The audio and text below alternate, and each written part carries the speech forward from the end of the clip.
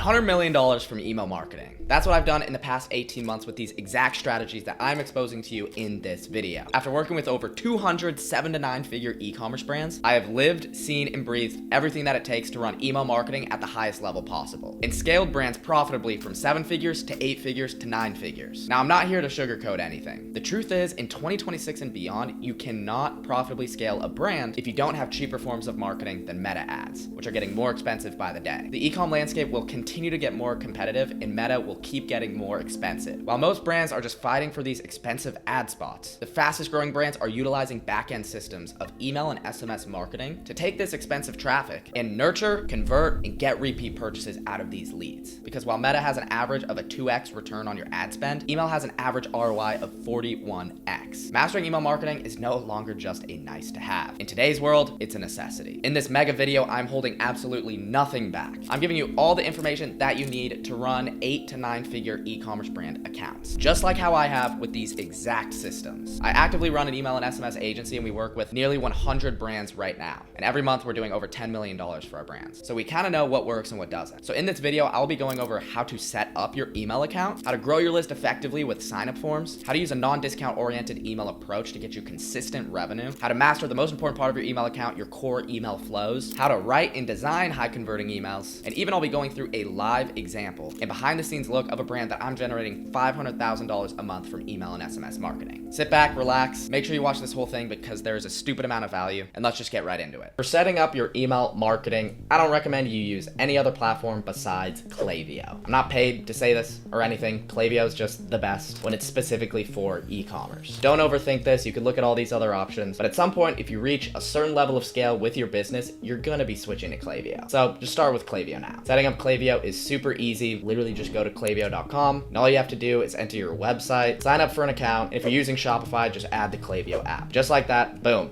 you got Klaviyo set up. So this is what Klaviyo looks like on the inside. I just have a dummy account here so you can see that there's no revenue coming in. But everything that you need to get your account set up, if you just go to home and then account alerts right here in the onboarding checklist, which it'll show for a new account, all you have to do is go through those steps. It's gonna have you set up a branded email. It's gonna have you set up all the requirements like DMARC, which is just like advanced stuff, but they walk you through it step by step. So I don't wanna waste too much time going through this because they're documents and everything inside your Klaviyo. Once you go to this home screen, it's going to be there for you to complete. So once you have all those basics set up, we can actually creating some of our email infrastructure. Now, there are a couple main aspects of email marketing that we need to cover. One of them is going to be your sign-up forms. So exactly how you get people onto your email list. We need to talk about our flows, which are going to be the automated emails, which are going to trigger after a customer does a specific action on your website, such as abandons a cart. And then we also have campaigns, which are the one-time emails that you're blasting out to the list like a Memorial Day sale. So that's everything that we're going to go over today. So if we start off here, we can see campaigns, this is what houses the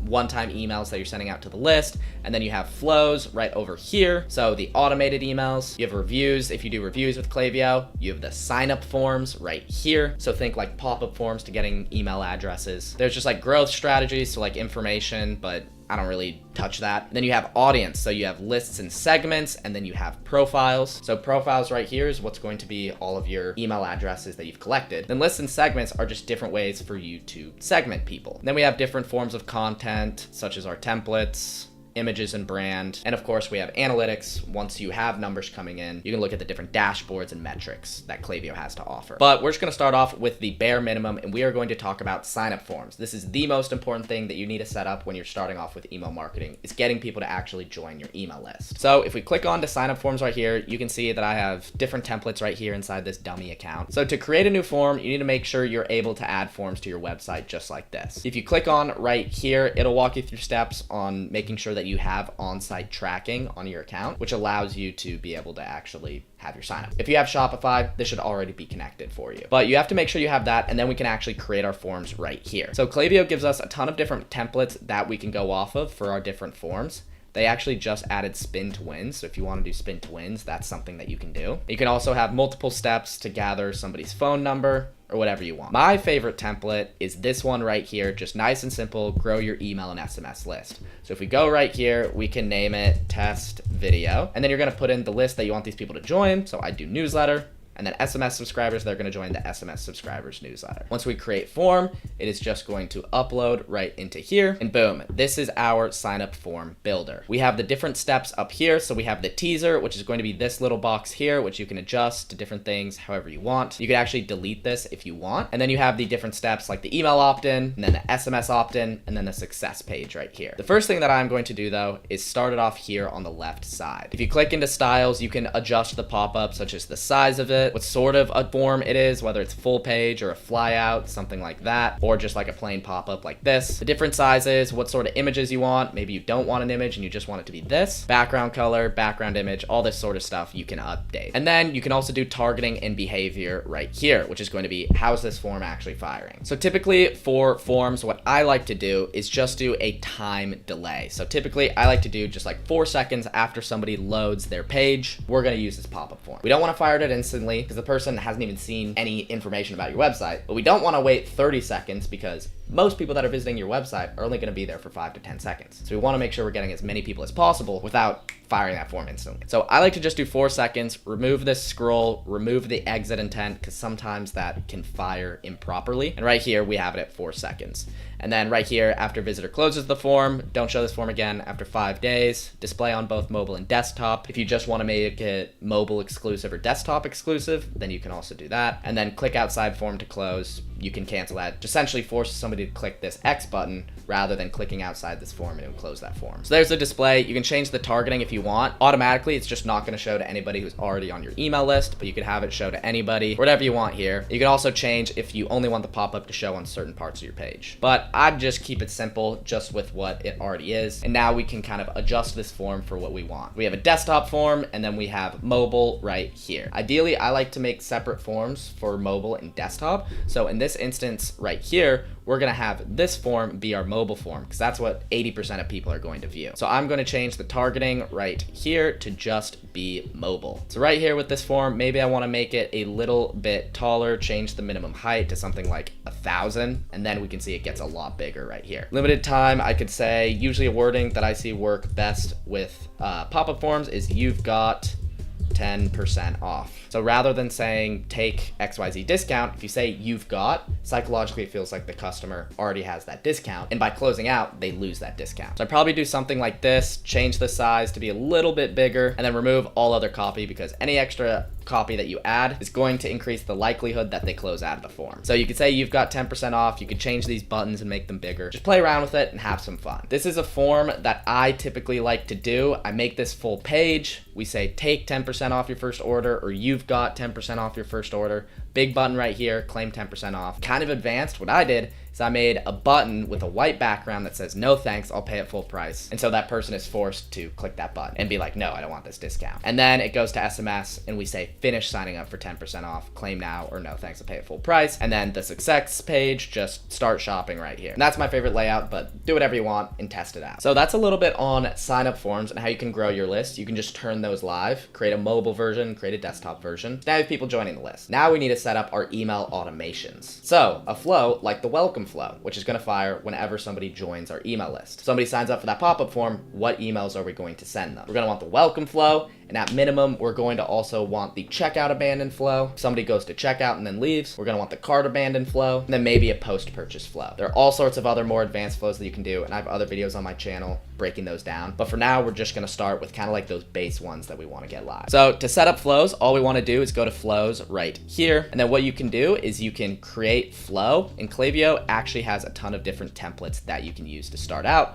or you can build your own. In this case, we can actually use one of those templates. So let's start off with the welcome flow for email and SMS. So I'd probably do something like this, like the welcome series standard. We can just do this for email and then have it trigger when somebody joins the newsletter list, which is what is connected to our pop-up form. Use template, and then it is gonna fire this up for us so that we can create our emails. So right here, we can see the trigger is somebody joins the newsletter list right here. They have us sending an email right off the bat, thanks for signing up, waiting a couple days, and then another email, and then waiting 4 days, and then doing a check out our best sellers. So this is what the flow builder looks like right here. What we have is this flow of events, and then you have these different actions that you can add. So if I wanna add another email, I can slot this in right here, and then set up another email just by clicking onto this and then selecting a template if I want to do one, and choosing all my settings, email subject line, preview text, everything right there. So typically for the welcome series, what we want to do in this first email is remind them of the discount and give them a little bit of brand information. So here is like a designed welcome flow example. If you wanted to do like 3 emails, you could see welcome to this brand, take 10% off your order with welcome 10, and then a button. You could have a sub headline with some body copy, and then list some bestsellers right here in product categories.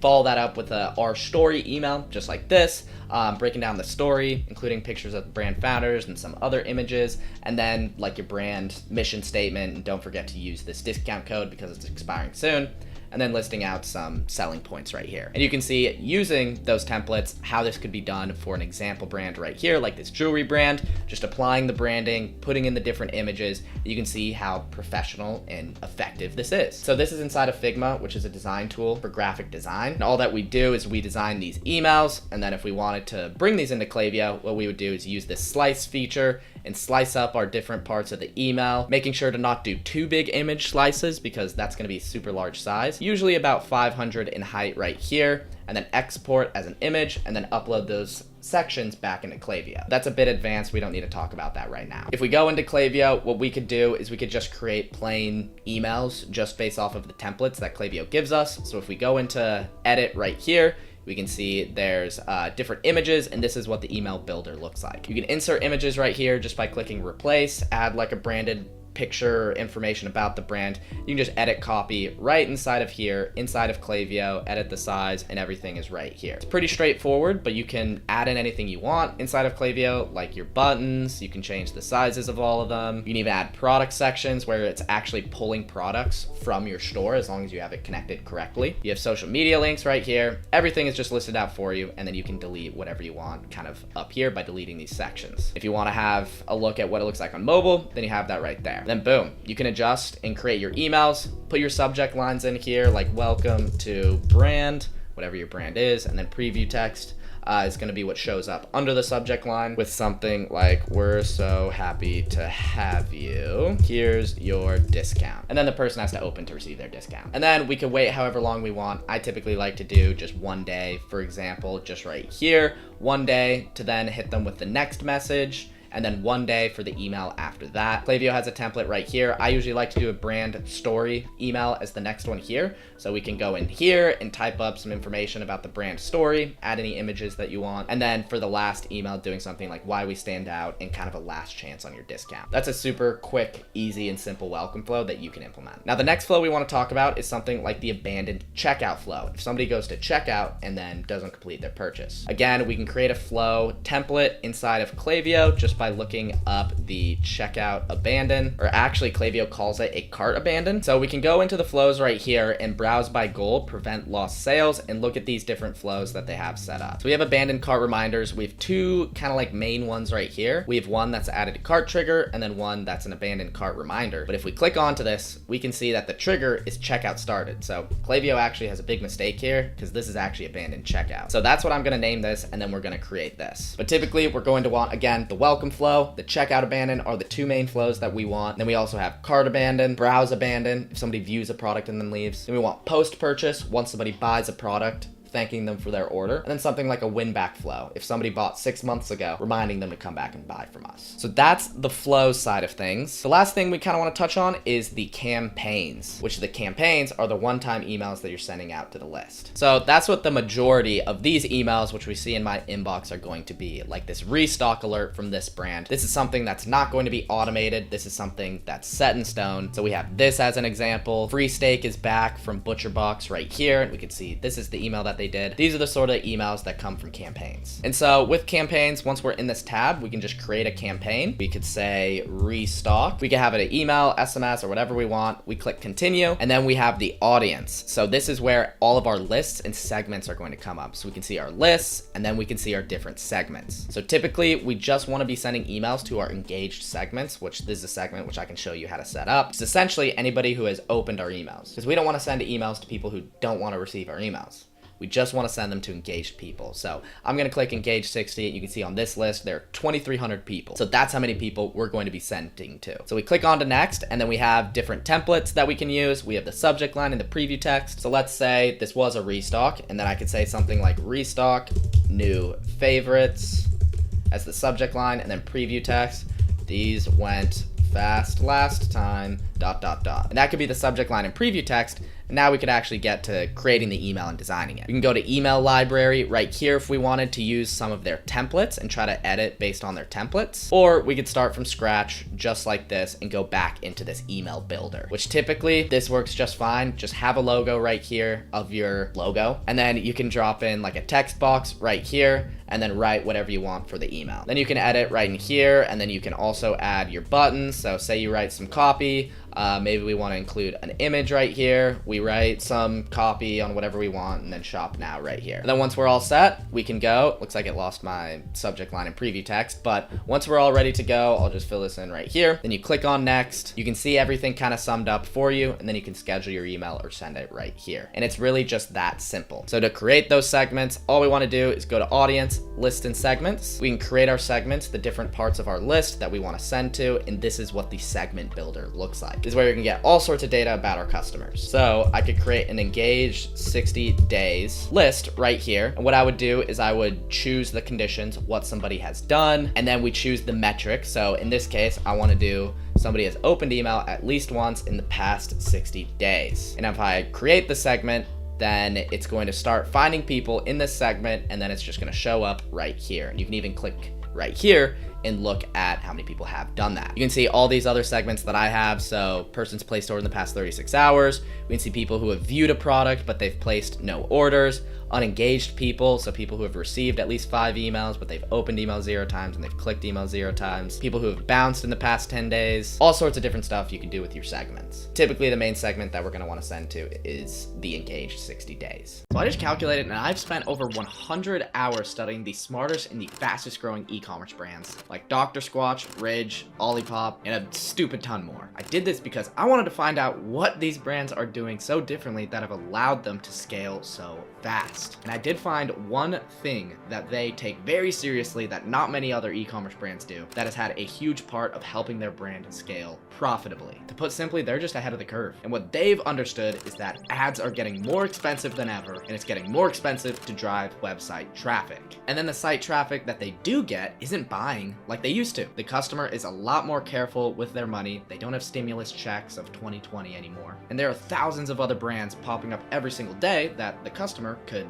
leave your site and then go check out. So it's getting more expensive to drive site traffic, and then that site traffic is converting less, resulting in a lot of brands struggling to scale at a profit. So there needs to be some mechanism to get website traffic and educate them on why they should go with your brand over one of the other thousands of competitors, and get them to purchase with content for cheap. Because people aren't just buying the first time they visit your website. And that mechanism to capture your website traffic is with email pop-up forms. And it sounds stupid, something as simple as an email pop-up, which you probably just used a template and put up on your website. But I've seen over 15 different pop-up form variations from Dr. Squatch in just the last month. So they're taking it pretty serious. And 95% of the brands I audit completely F this up by either not having a pop-up form or just having a low-performing pop-up and living with it. This results again in your expensive ad traffic going to your website, leaving, and then never coming back again. Or you have to reel them back in by sending them more ads and more ads, which are just way more expensive than they need to be. Meanwhile, these smart e-commerce brands are maximizing the amount of people they can get email addresses from so that they can send them emails for a fraction of pennies to send them content on what happens to be the most used mode of communication on the planet, which is email. Pretty convenient, yeah? And just to show you how big of an impact this can be, here's a client example. You can see the revenue going from $7,000 per month to $25,000 a month. And all we did for this brand was improve their pop-up form. There was no extra ad spend. We took the pop-up form submission rate from 2.5% to 8.75%, which is a 3.5x. And look at that. They increased their revenue by 3.5x. Same site traffic, same AOV, same welcome flow, but just a different pop-up form, getting more people to see that welcome flow, which was performing really well. So today I'm going to show you how to optimize your email pop-ups and get people to buy at a higher rate without having to spend any more on ads. Okay, so first I want to be clear on the KPI and the performance that we want on our pop-up forms. And that ideally is a 10% opt-in rate on your pop-ups, meaning 10% of unique website visitors that you have will convert into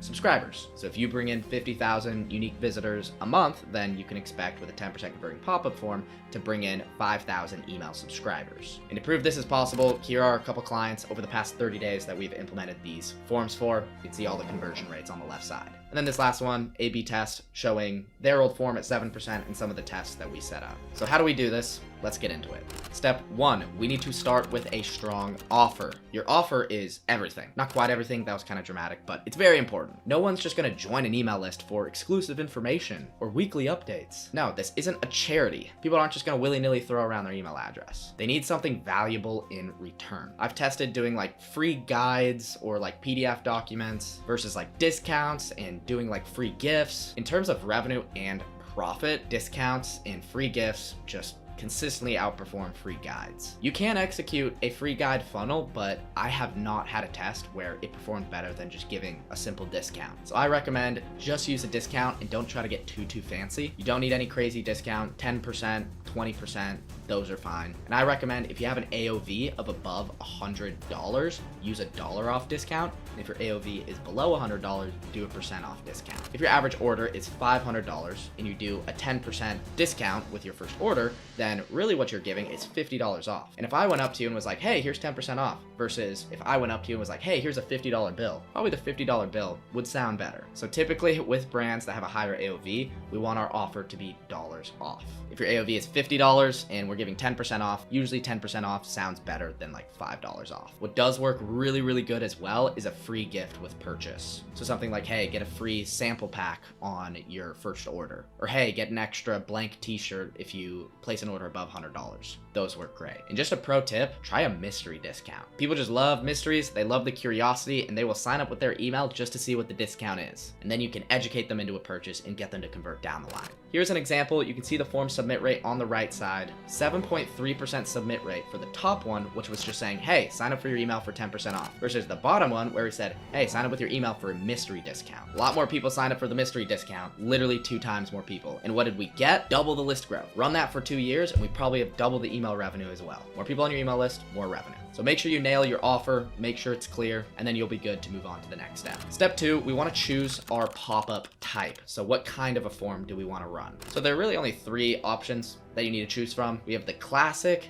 the micro commit, and the quiz pop-up. The classic is just the typical sort of like, hey, 10% off, enter your email. And we just ask that on the first step, what you can see here. And when somebody signs up, we just say, welcome in, keep shopping. Usually this is the lowest performer, just because this is what everybody does, the customer is used to it, and there's nothing interactive about it. Which then brings us to the next one, which is the micro commit, which is an added step for the customer, where first we ask them, hey, do you want 10% off? And there's just a yes or no button. After somebody clicks yes, then the email pops up and it's like, okay, enter your email. It seems so counterintuitive that adding an extra step increases the pop-up conversion rates, but for some reason it just does. There's a psychological trigger in humans where if you start doing something, you're much more likely to follow through. And so if we just put a simple form in their face where it's just like, hey, do you want a discount? Yes or no? They're like, yes, I do. And they don't know that an email step is coming up next. So they just say, yes, I want this discount. They click it, and then we ask for the email. For some reason, psychologically in humans, once we start doing something, it's like, I already started with this. I might as well just enter my email.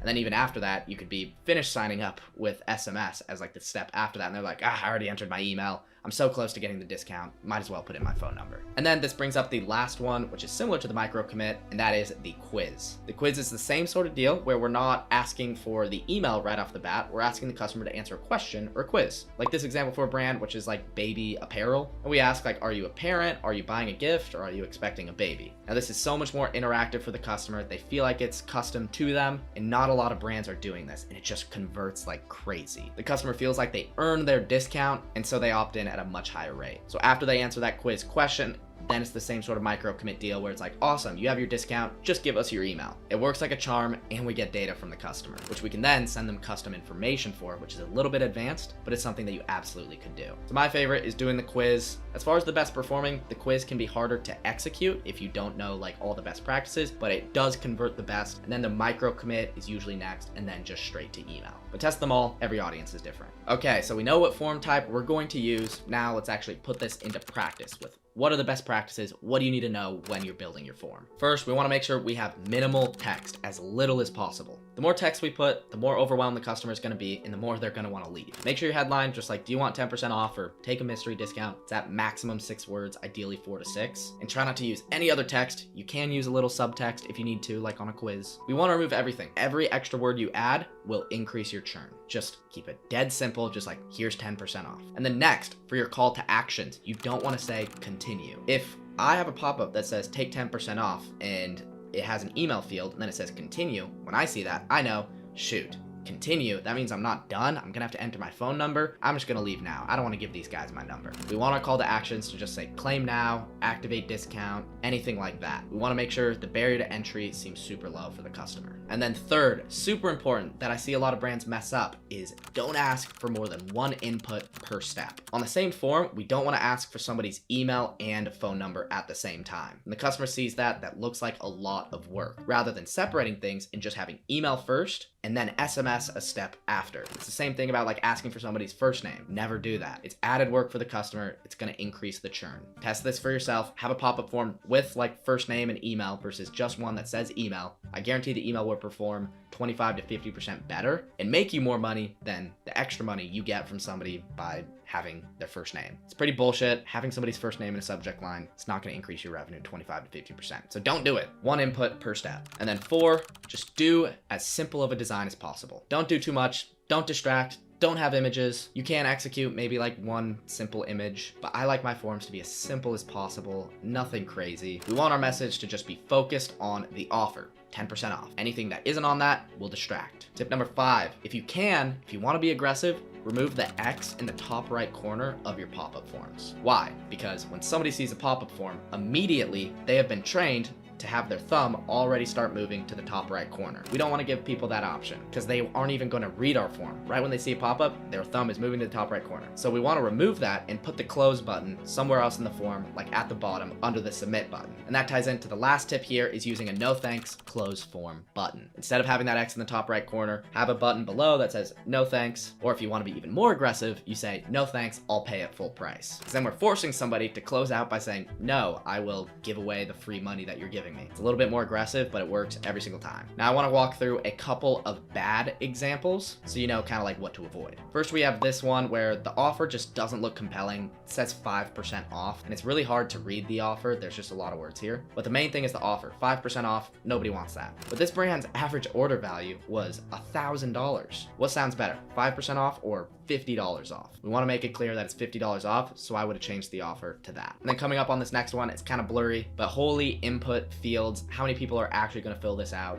Nobody. There's just a lot going on. There's so much for the customer. We want to remove all that. Just ask for somebody's email. And then we have this one right here, combination of different things. For one, the X in the top right corner is very easy to see, so people are just going to automatically close out. There's a lot of words, like 3 paragraphs of information, and we're asking for somebody's first name and their email, which we don't want to do that. That's too much work. And then we also put our social media on the pop-up. Like, what is that? Crazy. Then we have this one, way too many words. There's just a lot of stuff. People are brain dead when they're going to their website. They don't want all this stuff that they have to read. I'd just say something like, get a free workout class sent to you. Or not workout class, but a free business class or whatever. And then this last one here, there's a lot of copy, and I bet you didn't even realize that there's a discount in there. The 10% off is so buried. So somebody looks at this pop-up and then they're automatically closing it out. What's in it for them? We need to make sure our offer is very clear. So those are some bad examples. Hopefully that helped you kind of like see my thought process and what works. And then that list of best practices, apply those to your forms. So step 4, now let's actually create these forms. There are really only 2 options in my mind for creating these forms. And the first option is just on Klaviyo or whatever email sending platform that you use, which is free and can work great. And we do that for a lot of our clients. And we work with over 7 and 8 figure e-commerce brands. However, you are limited on some stuff. If you can, and you're on Shopify, I would recommend AllYouLearn.com. It's an outside pop-up platform that we use for roughly half of to our clients right now. It is the best pop-up form platform out there. We consistently have over 10% opt-in rates, and their team is killer. And if you say that I sent you, just go to their website and you'll get 20% off just by mentioning me. I'll walk through creation of forms on both of them so you can check them out in the different differences.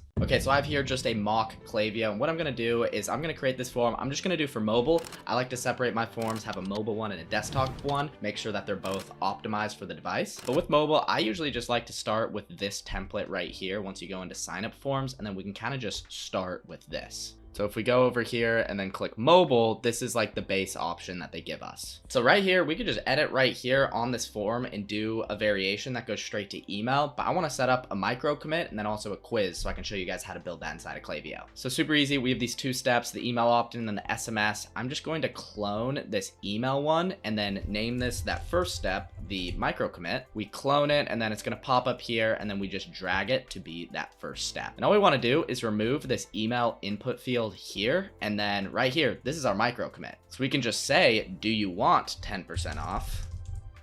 And then we can remove any text here that we want and just have this be like a yes, please. And then we're going to add another button down here. Just edit the text. Yes, please. And then to add a no thanks button down here, we're just going to add a block, drag in a button. Then on this button, we want the action up here to be close form. And then we just say no thanks. And if you want to be more aggressive, you could say something like, I'd rather pay at full price. So then the customer has to physically say, no, I'm paying at full price. And to get even more aggressive, we can remove this X in the corner by changing the actual, like the line right here. We can just make the opacity clear. So now it's completely clear and people are forced to say, yes, please, or no, thanks, I'll pay at full price. And if we want to do that here, even on this button, we can change the background to be clear as well, and then make the text black so that we can actually see it. And then I always like to add a logo up above here just to brand it. Change the fonts to be my brand's fonts. And then boom, this is a fire step right here. Easy micro commit, just do you want 10% off? Yes, please, or no, thanks. Then this next step, just adjust the branding. Change the copy to something like you've got 10% off and then put the image back in here. And then boom, but also very important, we have this X hidden. So every single step, we need to add this button down here so that somebody isn't absolutely locked in.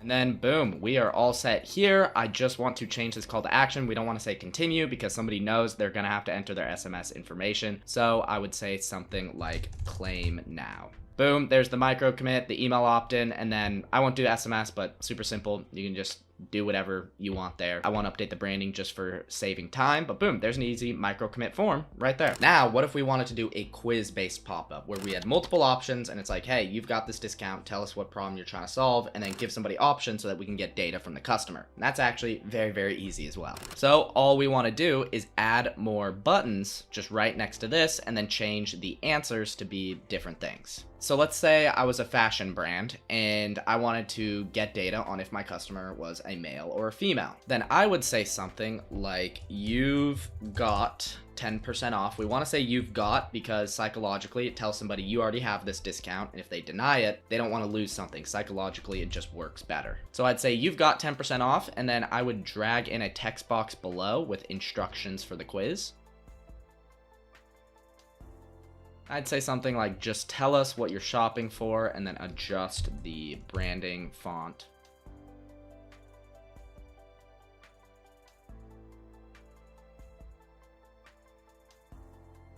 So boom, we've added this little line here. You can adjust it, change the size or whatever you want. I won't be super picky. And then we just want to adjust these to be the same stylings, and then this one to say male and the other to say female.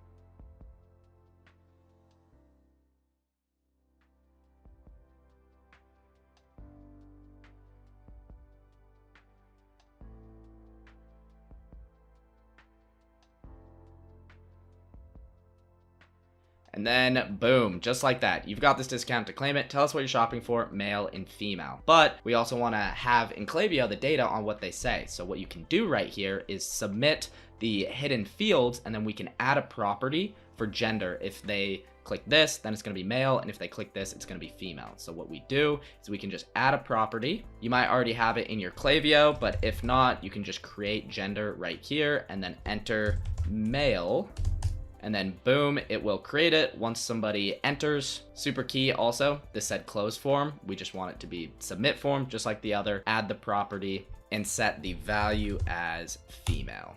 And then boom, we have a fully functioning quiz pop-up right here, male, female, and you can split your flows accordingly. People can still close out if they want to, and then we have the email opt-in and then SMS right here. If you want, you could also change this to you've got a mystery discount, adjust the sizing, make it all on one line. This is how you can do everything just right inside of Klaviyo. And now I'm gonna show you how to do pop-ups on the other platform, all you'll learn right here, which again, if you say that I sent you, you get 20% off. So all you have to do, I just have a demo store right here. It's added as a Shopify app, and so you just have to go through their app just inside of Shopify. It is going to load up like this, and then we can create our forms. So I'd want to go over here to campaigns, yada yada yada, skip the tour, and here I have just like mock-up stuff. But if I want to create a new pop-up, I'm just going to click create. Can name this test YouTube. You can choose what pages you want it to show on. I'll just say all pages. I'll do all devices as well. This is all good. Go to continue. And then what we are going to do is we're going to follow these steps to create our pop-up. So for the first step, like the little corner of the screen pop-up, we're gonna put it in the bottom left corner. The first step, let's do a poll question, just like we did, but you can see yes, no, a micro commitment here as well. We're just gonna do email, and then if you wanna do phone, you can as well. Logo, I'm just gonna upload my logo. Uploaded my logo there, go to next. The reward, we can do whatever is set up in your account, 20% off. And then you can have like different logic on the form here, like lessons, so it'll walk you through this, but if you want like people to answer multiple questions and get rewarded for it, you can do that, but I'm just gonna do none for now for simplicity. And then we get all sorts of different test layouts right here that they let us do with like sort of templates, super simple. So all of these are very clean for simplicity. I'm just gonna go with this one. Click finish, and then right here, this is where you can actually go into the editor, and it's definitely, you can tell, a lot more advanced than the one inside of Klaviyo. So right here, I'd say you've got whatever discount that you need. You can edit over here, change this to say 10% off. Then you can change this to claim your discount, tell us what you're shopping for, and then the answer, male, for this one, female. It's super easy to do, and they also can build anything for you. Their team's awesome. They'll respond to you and get all these initial forms built out. You can even preview it just right here. You can also replay the animation, super easy, and then you can see the different steps right here. So it's very simple. Start out with templates and then add whatever, anything else you want. Have you ever sat down and looked at your email marketing account and thought there has to be a better way to get these emails to actually convert? Most e-com brands right now are either sending too little email campaigns, leaving a ton of revenue on the table, or they're sending just too much BS to their list and burning out their list. And even worse, they're guessing on what to send, copying what everyone else is doing, and sending aimless emails with no actual strategy behind them. And then they wonder why their click rates drop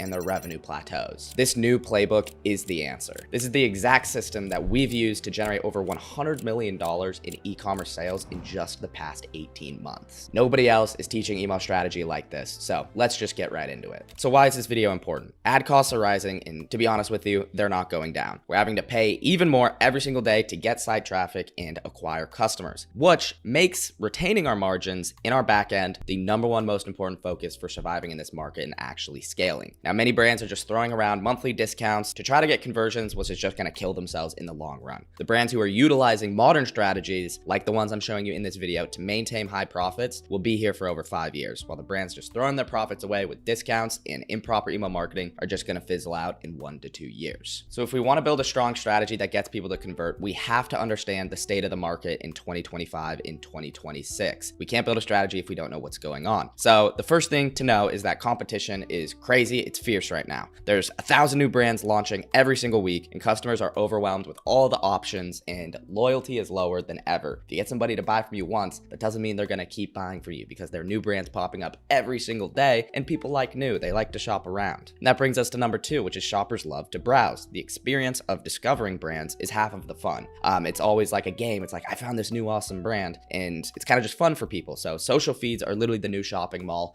People are going to malls lower than ever, and customers are bouncing between 5 to 10 brands before they decide who to buy from. Number 3, trust is the new currency, because years of online scams and poor experiences and all the different drop shippers out there who may not be delivering a good experience for their customers has made the customer skeptical. They want to know who you are, not just what you sell. And number 4, you need to earn the sale. Buying used to be impulsive, kind of in the COVID era, but now it really takes multiple touch points across channels to build enough trust to get people to convert. And so this is kind of like the skeptical sort of like customer right here of, who is this brand? I've been scammed online buying before. Why not go with one of the other 50 brands in the industry? What are people saying about this brand? This is the stuff that the customer is thinking about. And then also for them, they love shopping around. OMG, yay, so many cool brands and products to choose from. They have the world at their fingertips, and it's fun. So that's kind of where we're at with the market right now. So now let's talk about email marketing in 2025.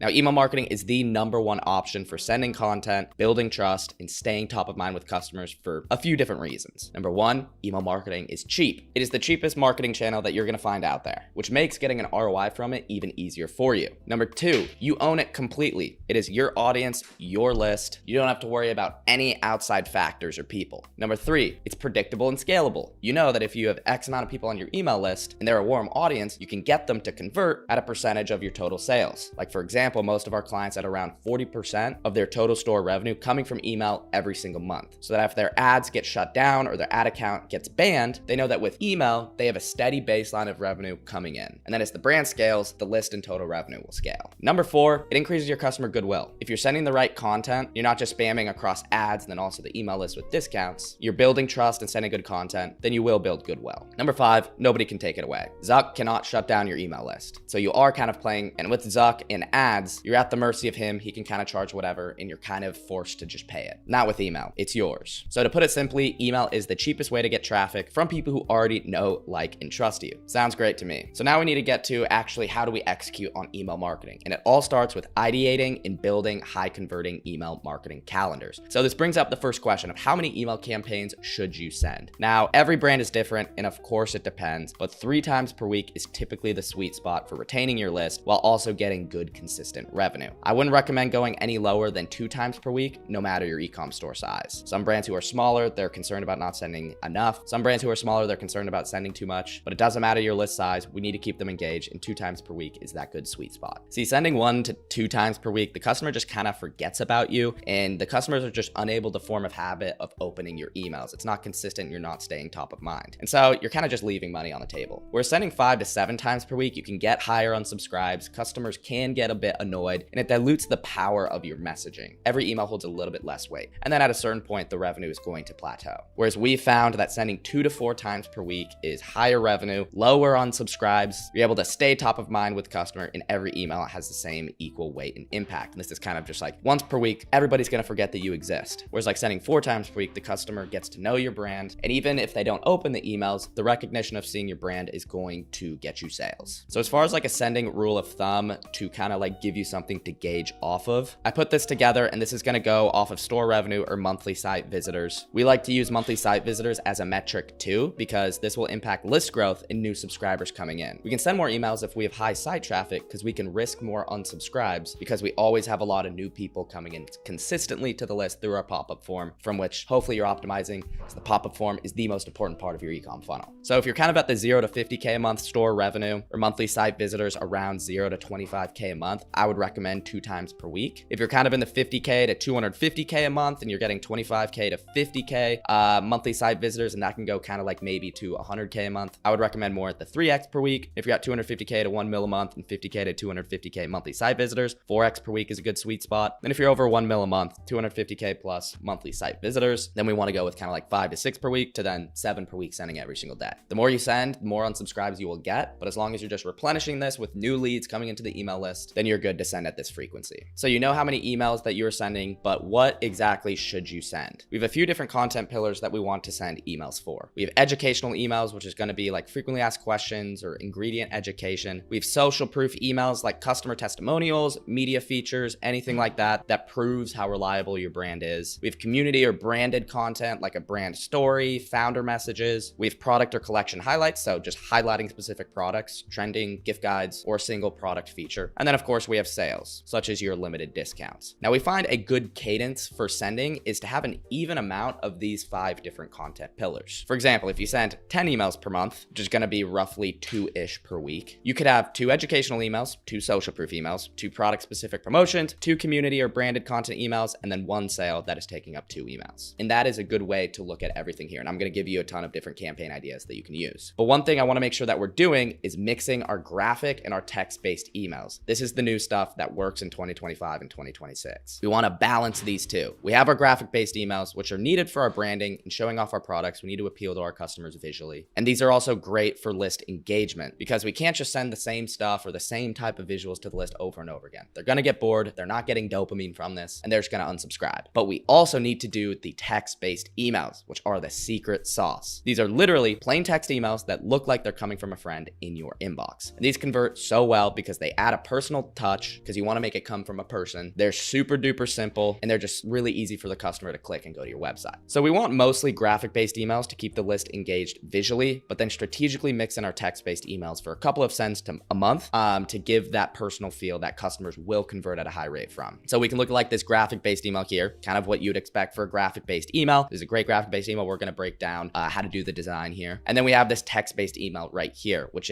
comes from an actual person from the team. Looks like it's coming from a friend. What does it taste like? And it just is super quick, overcomes a common objection. And then it goes to, if you're ready to claim yours, use this discount code. Much love. Super personal. And that's how you can build a fan base of people who actually like you. We want to make sure that we're mixing these in, and you can have text-based emails be any of these content pillars. Just mix it up and don't be too predictable because the customer does not want predictability. They want to be surprised and they want new. Okay, so how can we build a strong monthly calendar? These are 4 resources that you can use to come up with ideas that are banger ideas. One is we can use Mild right here, which is just a database of pretty much every single brand out there that's big, and you can look at their exact email calendars that they're using. So you can literally see all the brands that I'm following right here if you want to follow some of them. So like if I sell accessories or clothing, I might go to like this brand Casely, and I can actually look at all the emails that they're sending, including their frequency. Like this is an awesome email right here, your passport to summer. This is super creative. It's like a passport and it's fun. It's talking about the products, and then it links to these different products that go with summer that you might want to use. Love that. This is brilliant. And the odds that a customer is on your email list and then also this brand's email list are incredibly low. So you can literally steal ideas and you could use this passport idea if you wanted to. But essentially you can just follow brands right here, and then it'll show up just in your main Mild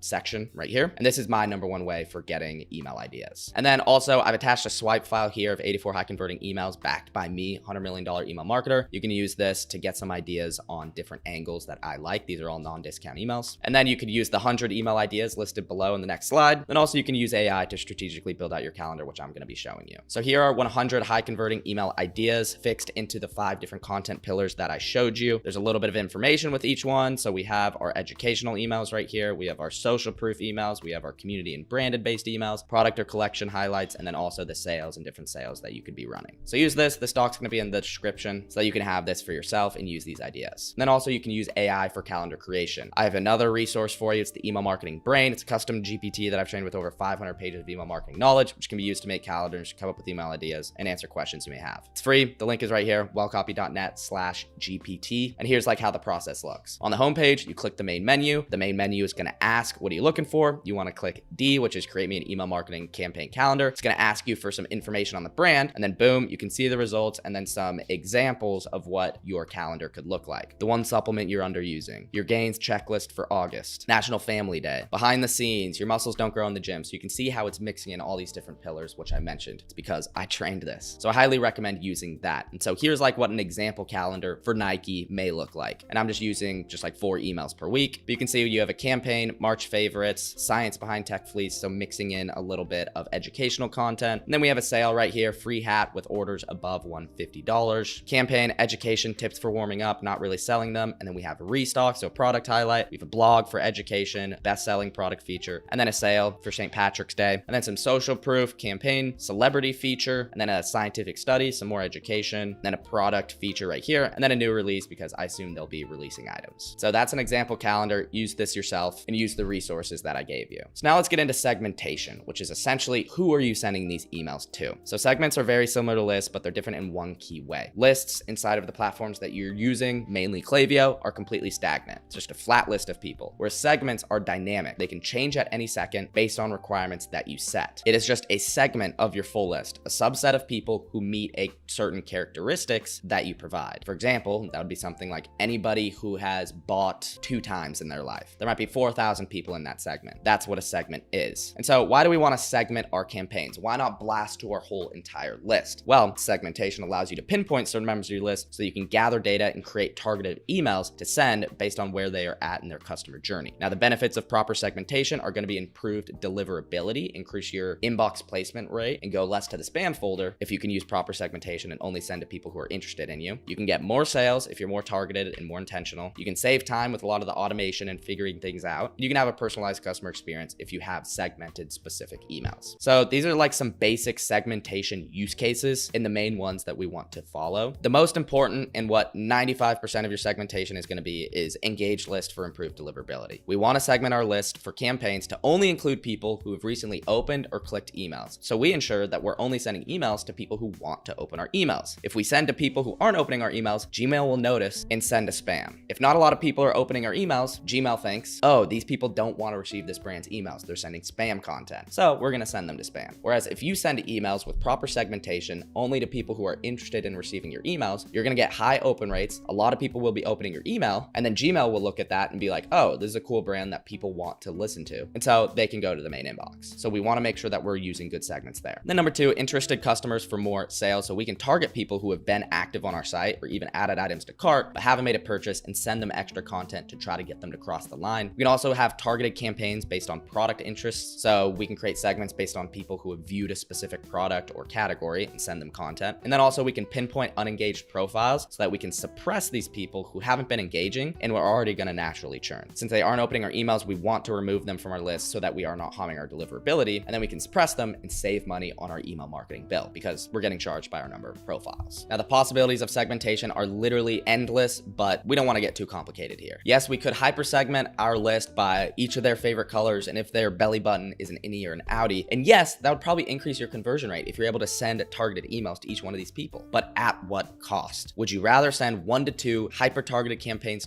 a week? Would you rather send 1 to 2 hyper targeted campaigns per week to different small email groups of like 10,000 people? Or just send 3 to 4 broader email campaigns that are each getting sent to 50,000 people? The latter will perform 99 times out of 100. Yes, you can do this segmentation and have some targeted stuff, but typically your lists are just going to be super small for your targeted stuff, and you're not going to make as much money as if you just go broad and try to send to as many people as you can. So don't get too carried away from the basics. I recommend just focus on broader segmentation based on engagement. So these are some key segments and use cases that you want to use. These are really the only segments that you should be worrying about. And if you're concerned about any other segments, you shouldn't be unless you're doing over 1 mil a month or have a very specific use case. So this is going to be the list that you send 95% of your sends with. This is literally all you need. You can use any time frame. 90 days is typically recommended to start. It's your base segment. Only send our emails to our active subscribers, because if we send to unengaged people, we're going to hurt our engagement rates. So there's going to be people who can receive email marketing because they haven't unsubscribed, someone who has opened email in the past 90 days, or someone who has been active on our website, or they've placed an order in the last 90 days. This is literally all that you need to send to. And then for sales, you can send to the whole list. Next, this is just like cool information to have, but we can have like high potential purchasers. So somebody who hasn't placed an order in the past 30 days, but they've been active on site. What you could do is you could send 1 to 2 extra emails per month for them to try to get them to cross the line. We have win back potential customers. So there's going to be anybody who, it depends on your store and how often people are typically coming back, but you could set a time frame of anybody within 90 to 150 days was the last time that they placed an order. And we can send extra emails for them, or we can set up a flow, automated emails, where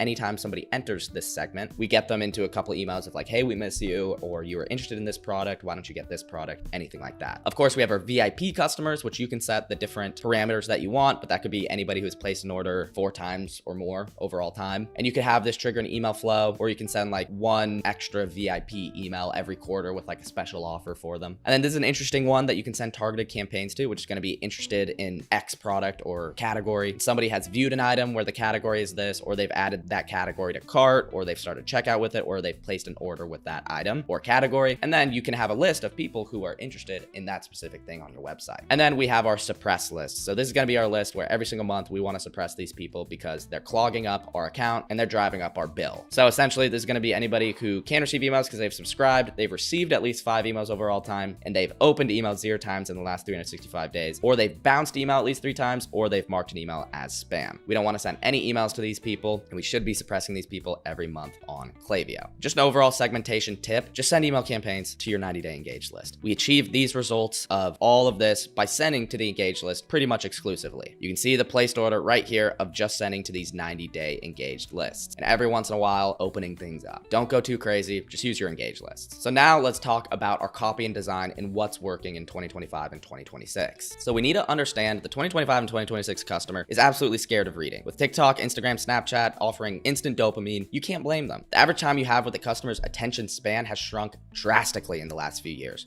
Before, you could have an average of maybe like 5 to 10 seconds of attention per email, but now you maybe have 3 seconds of someone's attention. Your ability to get somebody to convert off your emails is completely dependent on how fast and efficiently you can get your point across. That's what we need to understand. Now, copy and design go together. They are intertwined. As you are writing copy, you must be thinking of the layout of your email and the design and how these flow and work together. Reading and then visually appealing to our customers are one and one. They go hand in hand. If your copy is written out in massive blocks and paragraphs and you're not thinking about how it's going to look designed, then your design is going to be limited because it's just going to be blocks of copy. Like, for example, at my agency, Wellcopy, we tackle both copy and design at once using these following principles. The 3 different pillars that we need to focus on for our email copy that you should be judging your copy with is SCE. Skimmable is going to be this first one, which is literally just means no blocks of copy. We need to break up our copy. We need to add line breaks. We need to use bolding and headlines because our modern customer has a TikTok brain. If they can't just skim our email in 3 seconds, it's not going to get read. So here's like an example of what skimmable looks like. The use of clear sections, quick copy, and bolded points. This email can be skimmed in under 3 seconds. Okay, we'll spill the milk,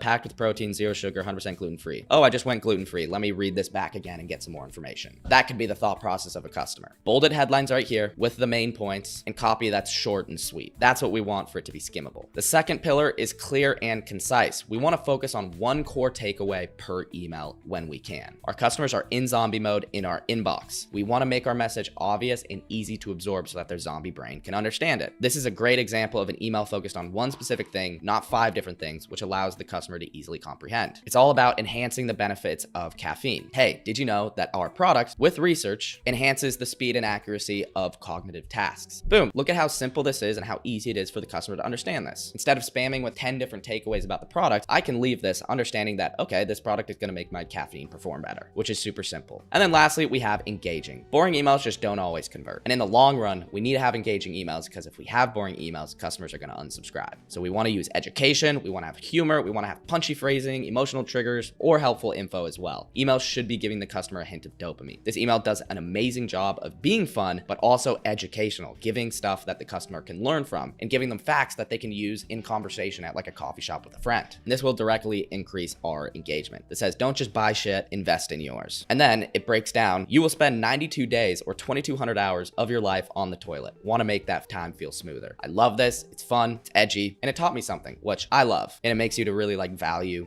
your toilet time. So those are the 3 principles for email copy that we want to follow. And one point I really want to hit home, which is make or break for email design and conversions, is we need to be using infographics because people do not want to read blocks of copy. Your copy just won't be read if you're using blocks of copy in 2025 and 2026. Instead, we need to be implementing tons of infographics to help increase our engagement. So here are a ton of examples of infographics. We have things like checklists right here, which are literally just separating the benefits of your product into just checklists. We have icon graphics, so separate your benefits with little icons to help like visually appeal to people and have them be able to skim through and kind of like understand. Then we have things like feature diagrams where we're calling out the different features or parts of our product right here. We have timelines, so showing timelines of like using your product or what you might experience. We have numbered lists, very similar to checklists, but listing out numbers right here, which is super easy to just skim and understand. We have comparison charts, so showing like us versus them or this product versus this product. Super easy for the customer to understand. We have tables, so stuff like this where we can show different tables and stuff like this. This is one of my favorite. I absolutely love this graphic. We have flow charts, which are a little bit more fun, but you can see this right here. It's engaging for the customer. We love doing that. And of course, whenever we can use graphs or if you have statistics, that's a sort of infographic that we love using. Avoid all blocks of copy and make use of these infographics as much as you can. Now we can use AI to help us write copy as well in the email marketing brain, which I showed you before. This is how our copy copy process works, but essentially we can use this ChatGPT, which I've trained on how to write effective copy, and it's going to ask you similar sort of questions. And then the output, you can see here what this looks like that we could give to designers. You can see this is like what a Feastables email for Mr. Beast may look like. And what it's going to do, this GPT is going to give you 3 different variations. So you can see the headline, no junk, just chocolate. You won't find fillers, fake flavors, or weird chemicals here. Awesome. Body copy. You care about what goes into your body, and so do we. Our chocolate is made with organic cacao and minimal ingredients, no corn syrup. Amazing educational copy right here. Nice and simple. This is short and concise. And then visual right here. You can see the bridge, the different visuals. You can do a clean side-by-side infographic comparing Feastables versus traditional candy, highlighting the no corn syrup, low sugar, organic cacao, artificial junk, or loaded with fillers. And then a product section just with a quick checklist of the product information. And then there are a couple different variations that you can use and pick what sections you like. So that's how we save time with writing copy, is making sure we have a well-trained AI that knows how to create high converting copy. And then we like to write and map this out for our designers. Now, we notice a lot of disconnect between copy and designers when we just kind of write copy in table format like this. Instead, our copywriters act as email architects and are mapping out exactly how the email should look like to avoid any confusion. This gives copy more control over the finished product, as well as giving the designer direction so that they can avoid a little bit of designer's block. Our final product became noticeably better when we started doing stuff like this. You can see you can put in images to give the designer direction. You can literally see how the email looks with like all of the dimensions and everything when you lay things out like this. So I highly recommend that you write the copy like this to give your designer some direction. So that's like on the copy side and the main things that we want to focus on the copy side. Now let's talk about email design that drives clicks. Now, pretty doesn't always equal profit, because the goal of every single email is to get the click. You can have a super pretty email, but it might not get any clicks because you're not following these conversion rate optimization tips, which I'm sharing with you. Here's the checklist on how to design emails that hand the customer a click on a silver platter. Number 1, we want a button above the fold, which means a button that is viewable right when the customer opens the email without needing to scroll. Most users are not going to scroll, so put a CTA button in the hero section so every reader can see it immediately. You can see a button right here at the top. This is the biggest issue that I see with most brands, is they have a button, their first button is way down here. No, it needs to be visible right off the bat. That right there will immediately improve your clicks. And then number 2 on the button side as well is large thumb-friendly buttons. We need to think mobile first. Buttons should be at least on a screen 1.5 to 2 inches wide so they're easy to tap. Look at how big these buttons are. Look at how massive this one is. Even a blind person could click this button. That's what we want. Every single test that I've done, the bigger the button, the higher the conversions. And then we want to have clear repeating CTAs. We don't just want to place one button at the end. We can repeat CTAs 2 to 3 times through the email. So you can see CTA right here, then here, then here. This is perfect. And then also we have a button up here, and then we have this one right here, and then we finish right here. The more buttons we can put in the email to catch the customer at wherever their decision might be, the higher chance we have of getting a click. And then we want to center our buttons in most cases, especially in our hero sections. More often, we want to make sure that we have buttons centered or at least touching the center. Typically, I don't like to do buttons all the time off to the side, but it can be okay here and there. But definitely in our hero section and any of our general CTAs, we want it to be centered, which you can see right here, which is a great example. Make them centered. It's easier for the customer to click so they don't have to stretch their thumb. 5, we need to make sure we have a button for every single product that we're showing in our email. Each one should have a shop now button, because if you just show images of product with no buttons, the customer doesn't know that they can click that image to then go shop that item. We need to tell them specifically, hey, here's the product. You can click this and buy it right now. That's what we want. You can see here, each product, individual buttons, and right here, each category, the individual buttons. That's what we want to get people to click on the product they want. And then number 6, end with a general CTA. If we're showing different products, we need to end with a general CTA of shop all or browse more or something like that. Because for example, if a customer views this email, they go through these products and they're like, oh, I don't really love any of these products, but maybe they're in a buying mood and they're open to browsing. So we always want to finish with shop all, because if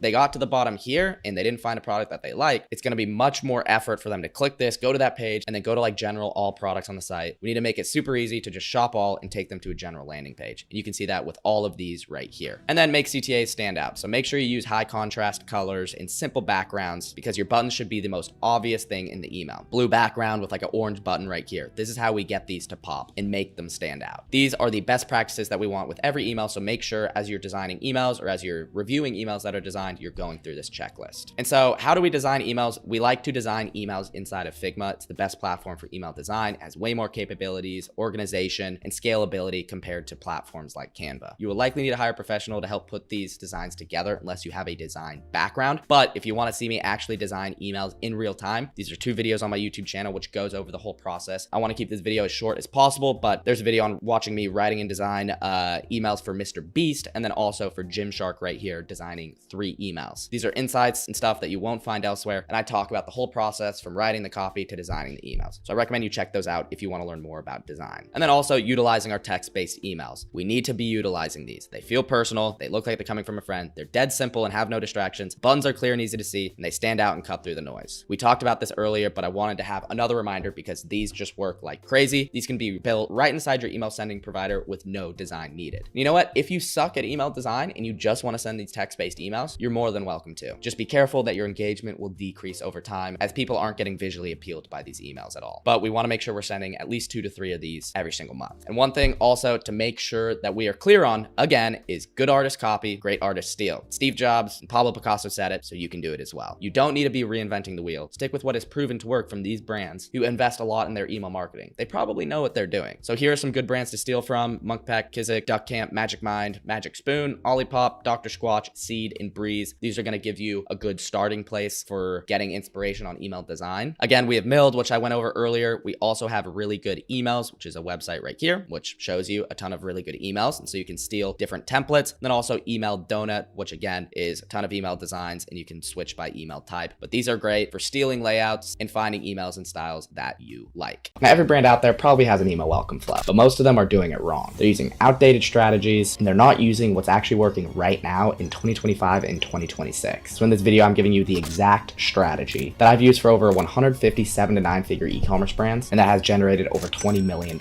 in sales. So let's get into it. So really what I'm trying to do here is create an acquisition moat, something that's going to differentiate you from the competition and allow you to spend more on your ads while knowing that you're going to be retaining a lot more profit. So this is exactly what we are going over. So why is this important right now? So e-commerce has changed, and most brands just haven't kept up with everything that's changed over the past few years in e-com. Post-COVID, it's a completely different landscape. Ad costs right now are higher than ever. Customers are getting harder and harder to convert, and there are thousands of new competitors launching every single week. With customers being harder to convert because they have less money due to inflation, not having stimulus checks like in 2020, you're spending a lot more to get people to your website, but they're not buying and they're bouncing. And so if you don't have a system for capturing, nurturing, and converting that attention that you just paid for immediately, you are burning cash. The customers are just gonna leave and never come back. Probably go with a competitor. The brands that are going to win in 2026 do not just have great products. They have great systems that build trust fast to get people to convert right when they show attention or click on one of your ads. This all starts with your email pop-up and your email welcome flow.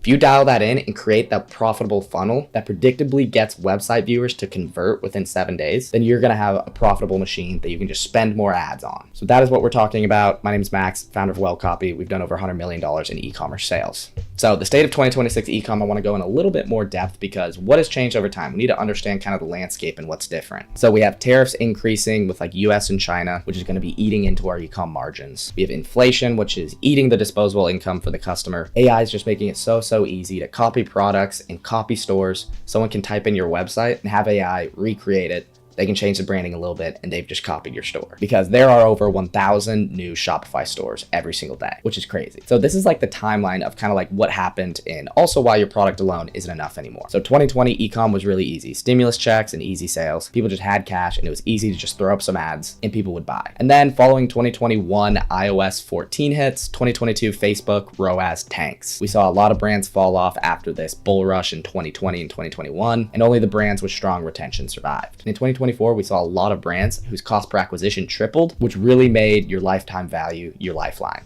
Paid ads up 300% from prior levels. The only brands that could survive were ones that knew they were going to make a lot more money on the back end. And then in 2026, what we have is the product is just not enough. You need to have a brand. That is your only mode. Copycats cannot replicate your brand and your story. The brands with the deep loyalty are the ones that are going to be able to survive. That is what we really want to focus on. We have the cost per acquisition problem. With all these brands showing up, there is so much more competition. Everybody's fighting for the same ad spots, increasing the auction, making ads cost a lot more. So we're paying a lot more on ads, but at the same time, conversion rates are down as customers are just visiting your website to check things out and then leaving to check out one of your competitors. So even when they click your expensive ad, they're not converting. Now we have the CAC problem, and how can we fix this? This wasn't necessary before, but it is 100% necessary if you're an e-com brand spending money on ads right now, because you can't lower the ad costs. That's out of our control. What we can do is make every single click that we get worth more. And that is with a dialed pop-up form, which is going to turn your paid traffic into owned traffic so that you don't have to send expensive ads anymore. You can send them emails for a fraction of a penny. And this powerful welcome flow is going to turn the website viewers who were just curious into actual conversions, because email is the cheapest, highest leverage way to stretch your ad dollars. Instead of paying $50 to maybe get a sale on your ads, you can pay $50, still get those people who are going to buy anyways, but you can get more people to get their email, build trust, and convert them now or down the line without having to pay again on getting them back through ads. That is how you beat your rising cost per acquisition.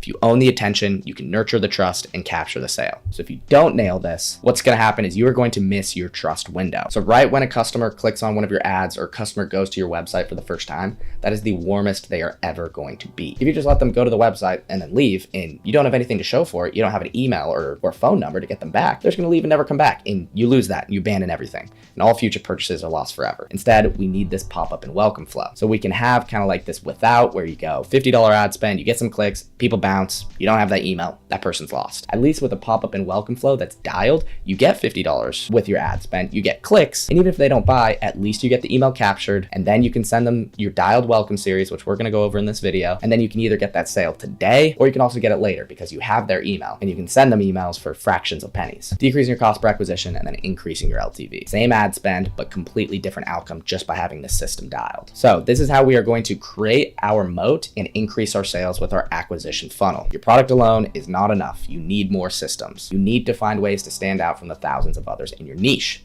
And the way you stand out is with your content, your story, and more importantly, how you deliver that, because your frame is everything. If you come in with a slap together generic approach, that's how you're going to be perceived, just like everybody else in the copycats who are out there copying your store. You only get one chance to make a first impression and create that frame in the customer's mind. Your email welcome flow and what you're putting in there is your chance to nail that first impression. If you're not dialed in, you're going to lose them. If you are dialed in, then you've created a moat that the other brands can't replicate. We can see here for this brand, as they increased their ad spend, what we have is the welcome flow right here. They ramped up their ad spend, their ad traffic. We have a pop-up form that's converting 15% of their website visitors into email subscribers, and we're getting $56,000 on this month right here. You can see that is extra revenue off of their acquisition funnel. This is how it's done. And you can have email systems that generate 38% of your total revenue just from the email channel. So now let's actually get into the winning welcome flow strategy. How do you create this moat, and how do you make sure that people buy? Important to note, however, your welcome flow isn't going to generate any money if nobody's going into your welcome flow. So you really need an absolutely dialed email pop-up form. This is why you see top brands testing new pop-up forms every single week. Because if you can increase your form by even 2%, that means more people into the email list that you can convert. This video is about the email welcome flow, but this YouTube video of mine right here, Smart E-commerce Brands Are Doing This in 2025,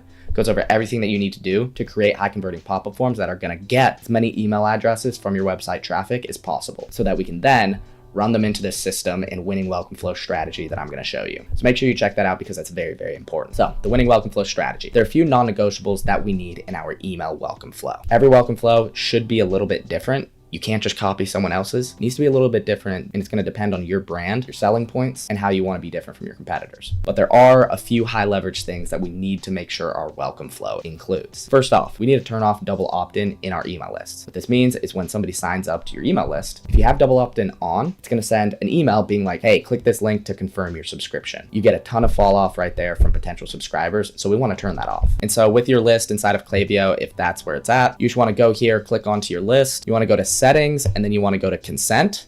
And then you want to turn off double opt-in right here and just make it single opt-in. So right when the person enters their email address, they're just going to be sent your first welcome email. Super, super important that you have that. The next, on top of that, that first email needs to fire immediately upon the person signing up. There should not be any time delay. Send it immediately. When a person signs up, they're only going to wait maybe 30 seconds to get that first email, to get their discount code, or to learn about the brand. That has to send immediately. And then that single email is not enough. We need to have at least 3 emails. People need time to convert. They need multiple touch points. They need more education to buy. So we need to have at least 3 emails. I prefer kind of like around the 5 to 6 email mark. We want to make sure our emails are 1 to 2 days apart as well. We only have the customer's attention for so long before they might go to a competitor. We need to make sure we're hitting them every single day with reminders of who we are. Because again, This is the warmest they're ever going to be. And also in these emails, we need a reminder of the welcome discount every single time. A big mistake is I see a lot of brands sending educational story-based emails, which are great. They just look like every single other email. And the customer needs to be reminded of the discount, which is going to remind them of the urgency because the discount can only last so long. Also, a non-negotiable that I always like to include is a text-based email. These are going to be personal emails that look like they're coming from a friend. In 2025 and 2026, when there are so many corporations and brands out there, people are dying for that personal connection. We want to give them that personal feel. With these text-based emails, these convert like crazy. And I'll walk you through some examples. And then of course, we want to have a last chance discount email. We need to have urgency on the discount, give somebody a last chance, or they're just going to keep putting it off and then they're not going to buy. So always have a last chance email as well. So this is everything that we need to be doing. And no matter the welcome flow, if you have all of these in place,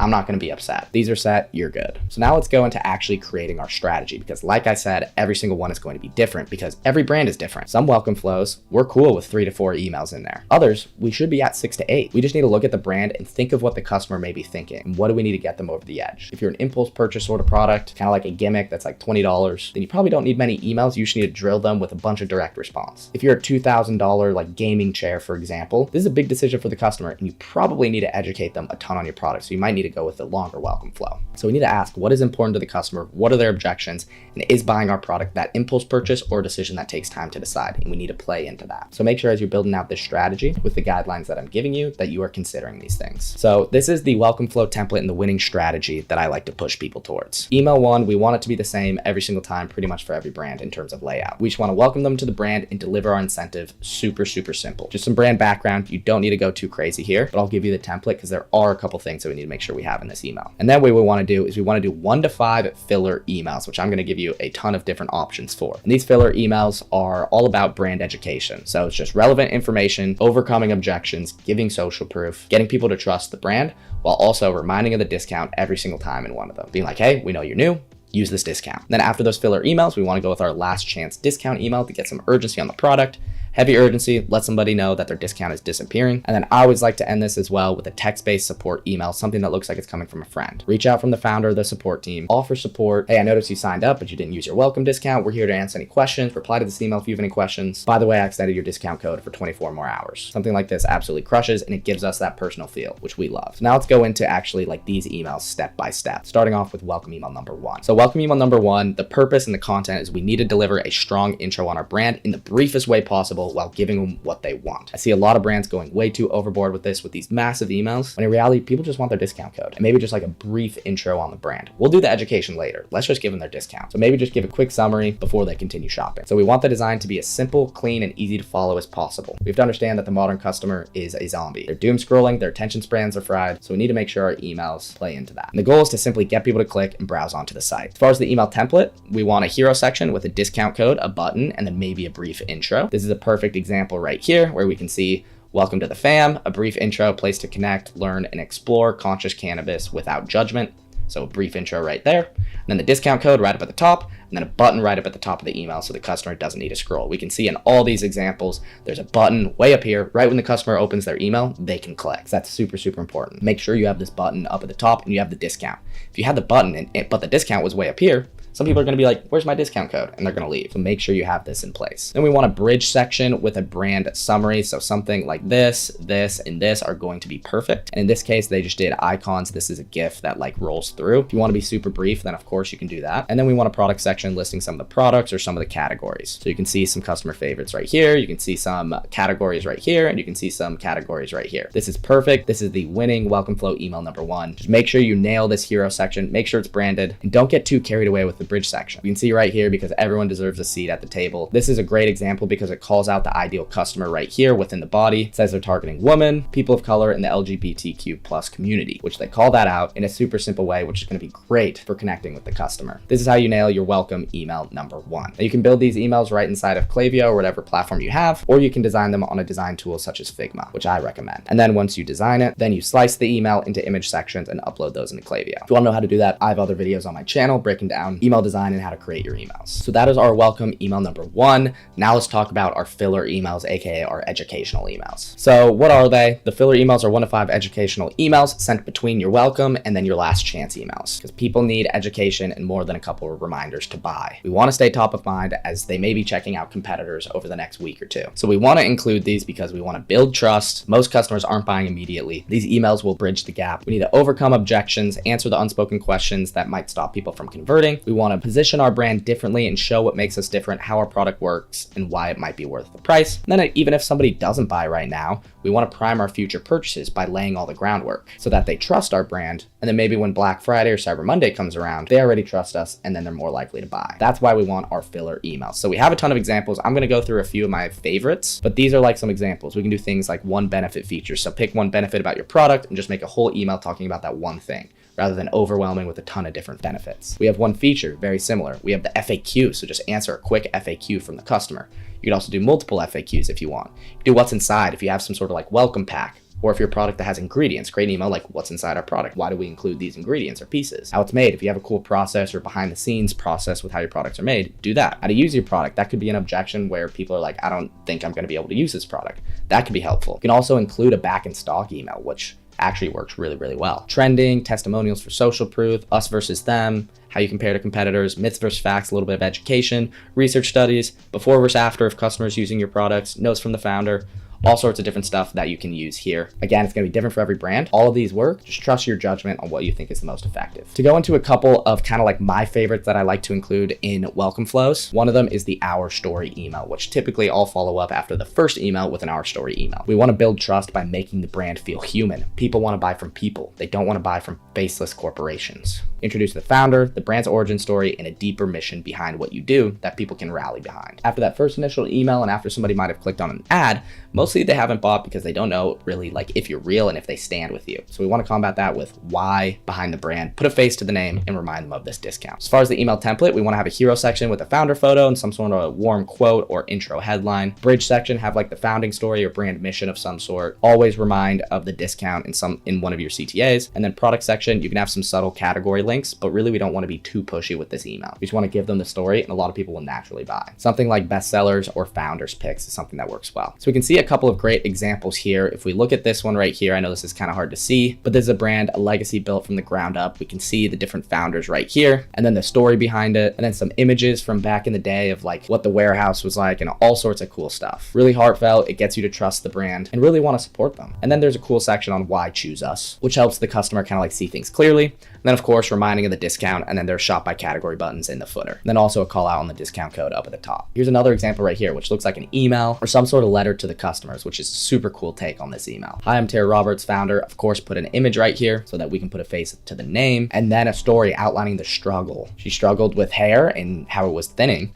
So she created these products that do this. Sign from the customer, and then again, outlining everything right here, and then outlining the free offer for acquisition. And then right here, the story behind us as well, founder image, branded summary right here, and then remind of the discount. These are perfect. That's the Our Story email. Next, I want to talk about the frequently asked question or frequently asked questions. These are going to help. Most customers aren't going to email you and ask questions. It's just too much work. So we need to address these objections up front. So answering frequently asked questions directly, address these, builds our trust, and creates a clear path for the customer to purchase. It also shows you're a transparent brand who also knows what the customer is caring about. So as an email template, hero section that answers the FAQ itself. For the hero question, just saying the FAQ itself and saying it directly.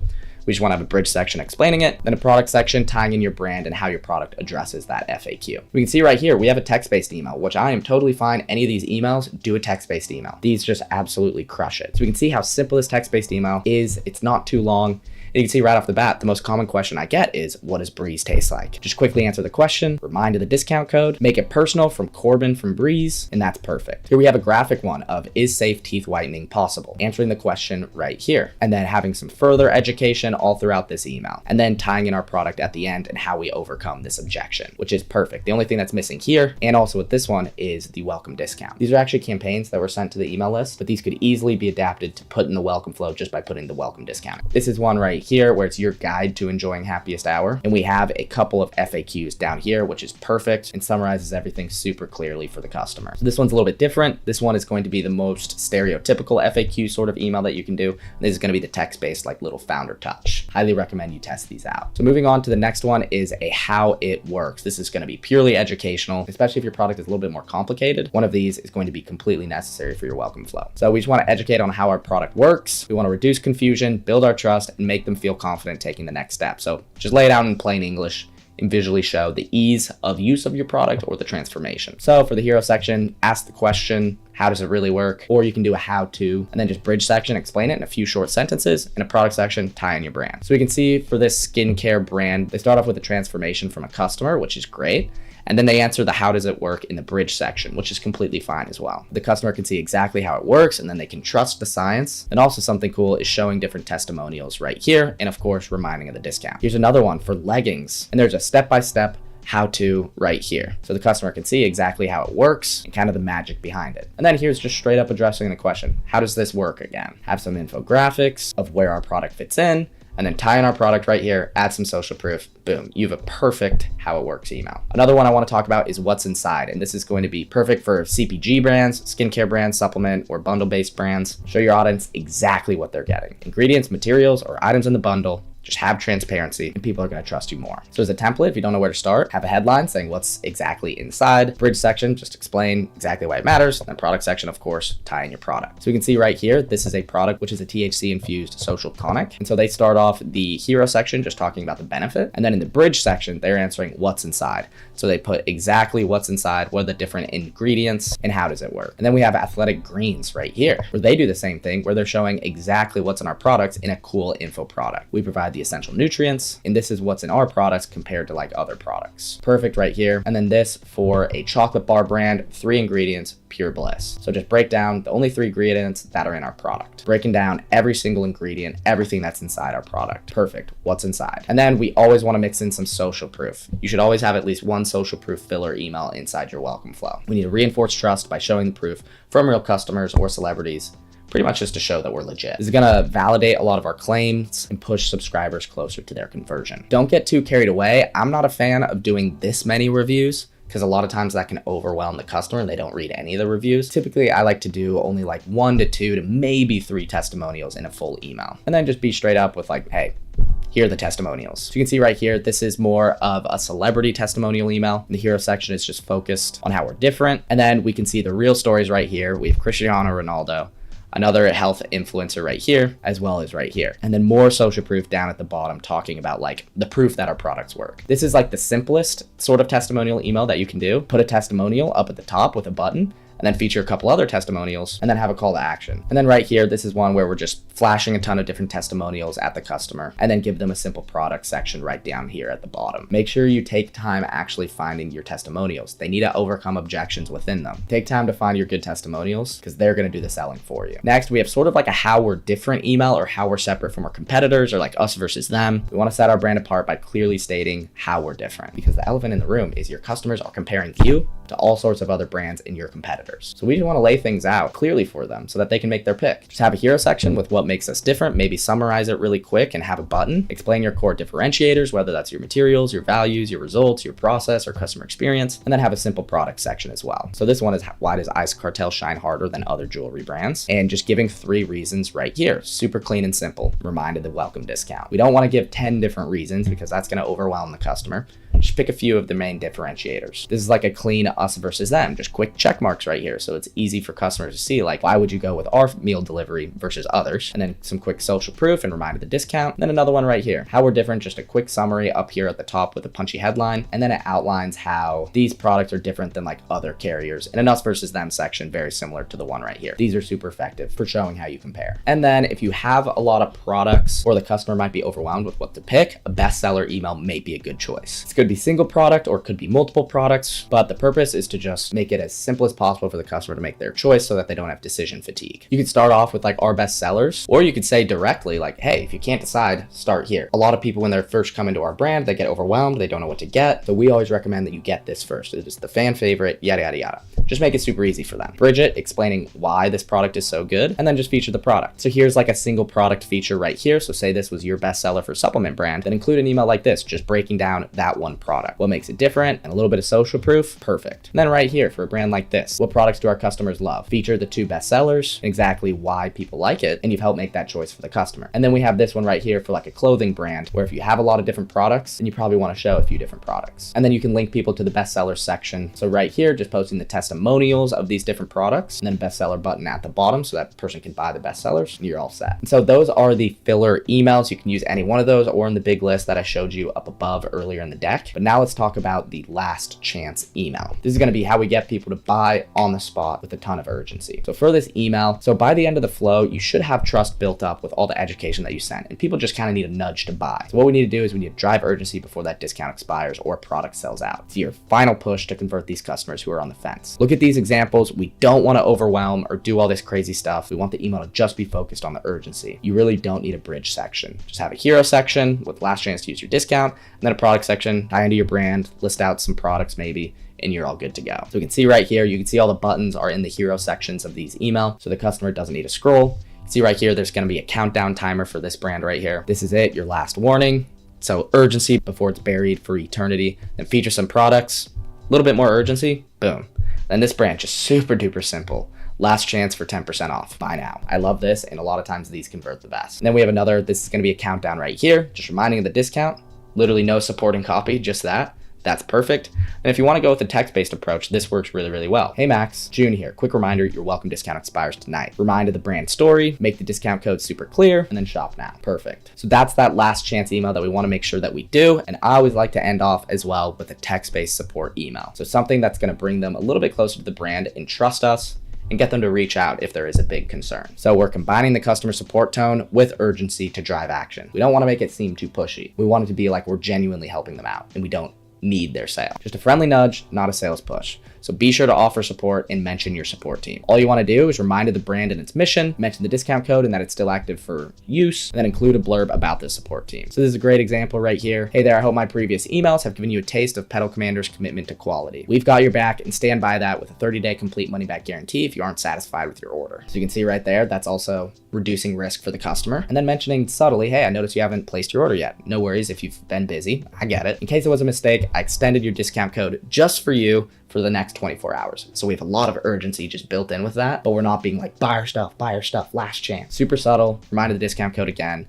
and then boom, shop now. And then also PS, if you have any questions, our support team is always ready to assist you. Just reply to this email and we'll respond ASAP. Make sure you're pushing those people to that. This is the sort of stuff that you aren't gonna get learning from other people. This is stuff that I've tested that just works super, super well. So that is the full strategy that you need to do. Now I wanna talk about some A/B tests and optimization, because this is really what's gonna make the difference in the long run, because nothing is perfect on the first go, which is why you always need to be testing. So these are some high leverage A/B tests that I really recommend that you run for the welcome flow. You could test 1,000,001 different things, but I suggest starting with these ones. First is going to be the biggest impact, which is going to be the welcome offer. For example, doing $10 off versus 10% off. A lot of times a different offer can be the difference in literally double the revenue. So we want to test that. Easiest, just because it's high leverage, it's super simple to change, but it can have a big impact on your results, are your subject lines and your preview texts. Next is your time delays in between emails. Maybe you need to be less pushy. So you can do 1 day versus 2 days. You can also do what products are featured in emails. So featuring different best sellers in your emails. What are the ones that customers are buying typically first?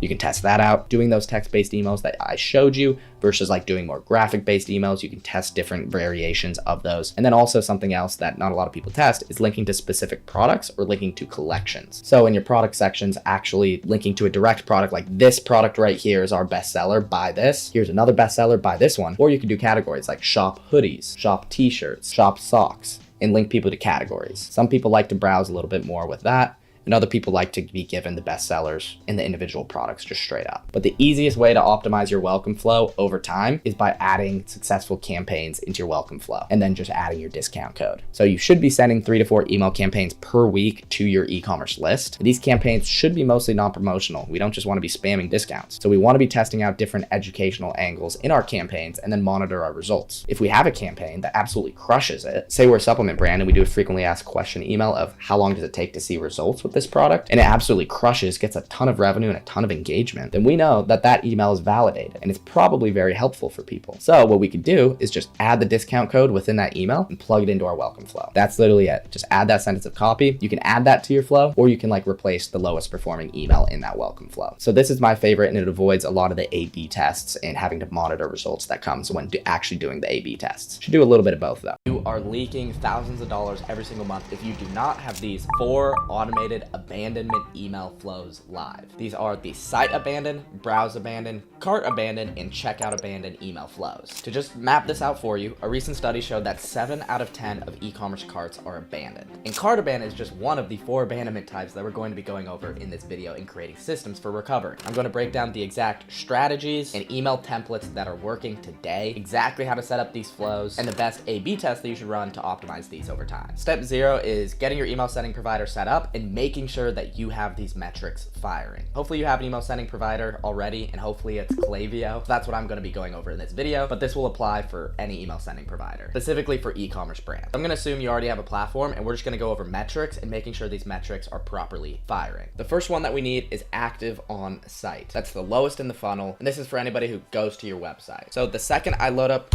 Nike's website right here, and I have a Klaviyo profile, that's going to fire the active on site trigger. And you can check to see if you have this in Klaviyo just by heading over to metrics, and then the trigger that we want is active on site right here. If you click on it, you can see if it is being tracked. If it's not, then you have some issues. But right here, we can see we have around like 200 or so people who are firing this every single day. So we're all good to go there. That's gonna be the trigger for the site abandon flow. The next in the funnel is going to be viewed product. So right now I haven't clicked on anything, but the second I actually look at a product page and I click right here, this is gonna fire the viewed product trigger. You wanna make sure you have this by just looking up viewed product right here. And if you click on, we can see that this is being tracked.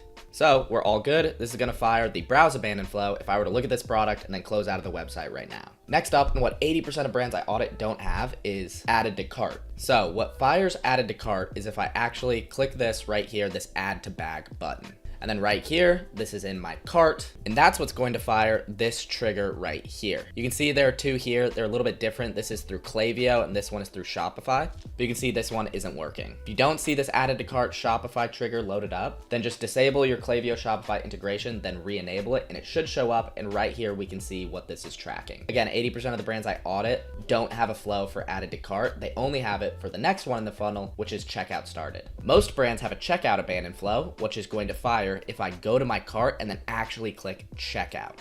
So if I click checkout right here, we're taken into the checkout page. We can just go guest checkout. And right here is what fires the checkout started trigger, which if we look up, let me make sure I spell it correctly. That's going to be this one right here. And most brands just have a flow for checkout started, but they don't have it for added to cart. So we want to make sure that we're doing both because checkout started is farther down the funnel, but we want to make sure we're tracking. If any of these triggers aren't working for you, just look up a Klaviyo support article and it should help you out. If not, you can reach out to their support team. You don't need to be a technical genius, trust me. You can also book a call with me in the description if you're an e-commerce brand, and I'll help you out. So now that we have set up, let's actually talk about the email flows. The email flows 1 and 2 that we're going to talk about, which are the most important, are abandoned cart and abandoned checkout. Especially make sure you have cart abandon properly set up. I keep saying it because it is such a big problem. Not a lot of brands have cart abandon set up. It's a huge opportunity to recover revenue. So what I'm gonna do is I'm gonna go over the strategy and the sequence of emails that we like to send and have found to be optimal for our over 100 different e-commerce partners we work with right now. So to get the most bang for our buck, we're gonna be sending 4 emails for each of them. We don't just wanna send 1 or 2 emails. We wanna make sure we have multiple follow-ups because people forget. Or maybe they don't get their paycheck until Friday and they're waiting to buy something. Or maybe they're going to different customer websites, adding a few items to cart and waiting to make a decision. Either way, the more reminders, the better. So right here, I have 2 simple diagrams just of a mock abandoned cart and abandoned checkout flow strategy.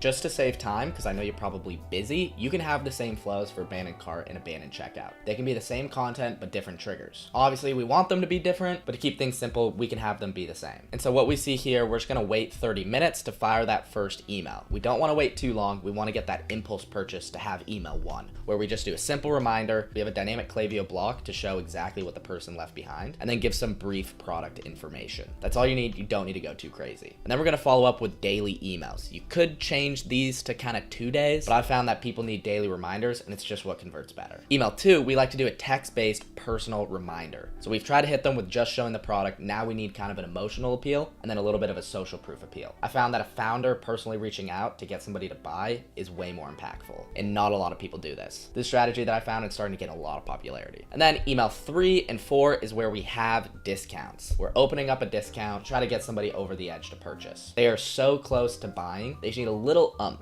A lot of people will do discounts right off the bat, but I don't like to do that. I like to try to get the sale by saving margins first. And then if we can't get them with a couple reminders, then we'll try to get the discount. So again, just a simple email with a discount opener, dynamic Klaviyo block, and then plug in some social proof or frequently asked questions. Then we're gonna follow it up again with a text-based last chance, having a lot of urgency and offering some support as well. This is most bang for your buck. I've tested this on 8-figure brands, 7-figure brands, and this is the winning strategy for 2025. Here we have just a different way to look at that graphic with a couple different examples. For email 1, again, you can see how simple this is. Just a simple reminder, almost there, one click away. Show the dynamic item that the person left behind or the different items. We have a button up here, and then some brief product information on the bottom. What's so good about our chocolate bars? If this person added to cart, they already have a base understanding. That's why we're not going too much in depth, just kind of reminding them about what we stand for. And then email 2, this text-based reminder, you can see, hey, I hope you are well and keeping in good health. This coming from a team member on the team just works so well, and it looks like it's a friend reaching out to you, which is why it works so well. You can see a simple button right here, removing all friction for the buyer, then mixing in some social proof about how we're verified by 40 patents, we have 26 research studies, yada, yada, yada. And then again, giving off that warm feel, this prints. So try this out if you don't already. And then email 3, this is where we're gonna do the discount. We're just gonna keep it really simple. Hey, here's your discount. Here's the discount code, claim your exclusive deal. You can see the button high up in the email so the customer doesn't need to scroll, which then leads us to the Klaviyo dynamic block, and then putting in some social proof and risk reversals right here, and then answering some frequently asked questions. This frequently asked question block goes a long way, so I highly recommend you do that. And then email 4, just a text-based sort of last chance on the discount. Make it personal, offer support. If you want to make it important, put it in the PS section because everybody reads a PS section. But again, you can see how simple all these emails here are. Don't need to overcomplicate this. People are so close to buying, they just need a little nudge. So let's actually build this inside of Klaviyo. So what I like to do when I'm building these abandonment flows, since we're gonna have dynamic content, I like to start with Klaviyo templates. So let's do the cart abandoned flow first. I'm gonna search for the correct flow here. We actually want it to be the Shopify added to cart trigger, that newer one right here. This is the template that we wanna do. Click onto this, it's gonna give us just this quick little template. Let's go in and start building the flow. We can see right here, it has our trigger all set up. It even has these filters, so if somebody goes to checkout or they place an order or they've been in the flow in the last 7 days, they're not gonna receive this flow. So these are the correct filters that we want.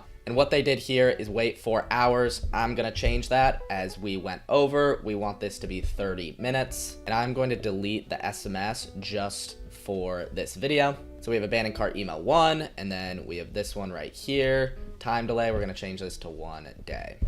So boom. Here's email 1. We have the subject line forgetting something, then preview text right here. You don't need to overthink your subject lines and preview text. Just do what you think makes sense, and then you can test from there. So we can do forgetting something and then preview text like you're 1 click away. And I find that ... works really well for getting opens. So to edit the email, we just want to go into template right here.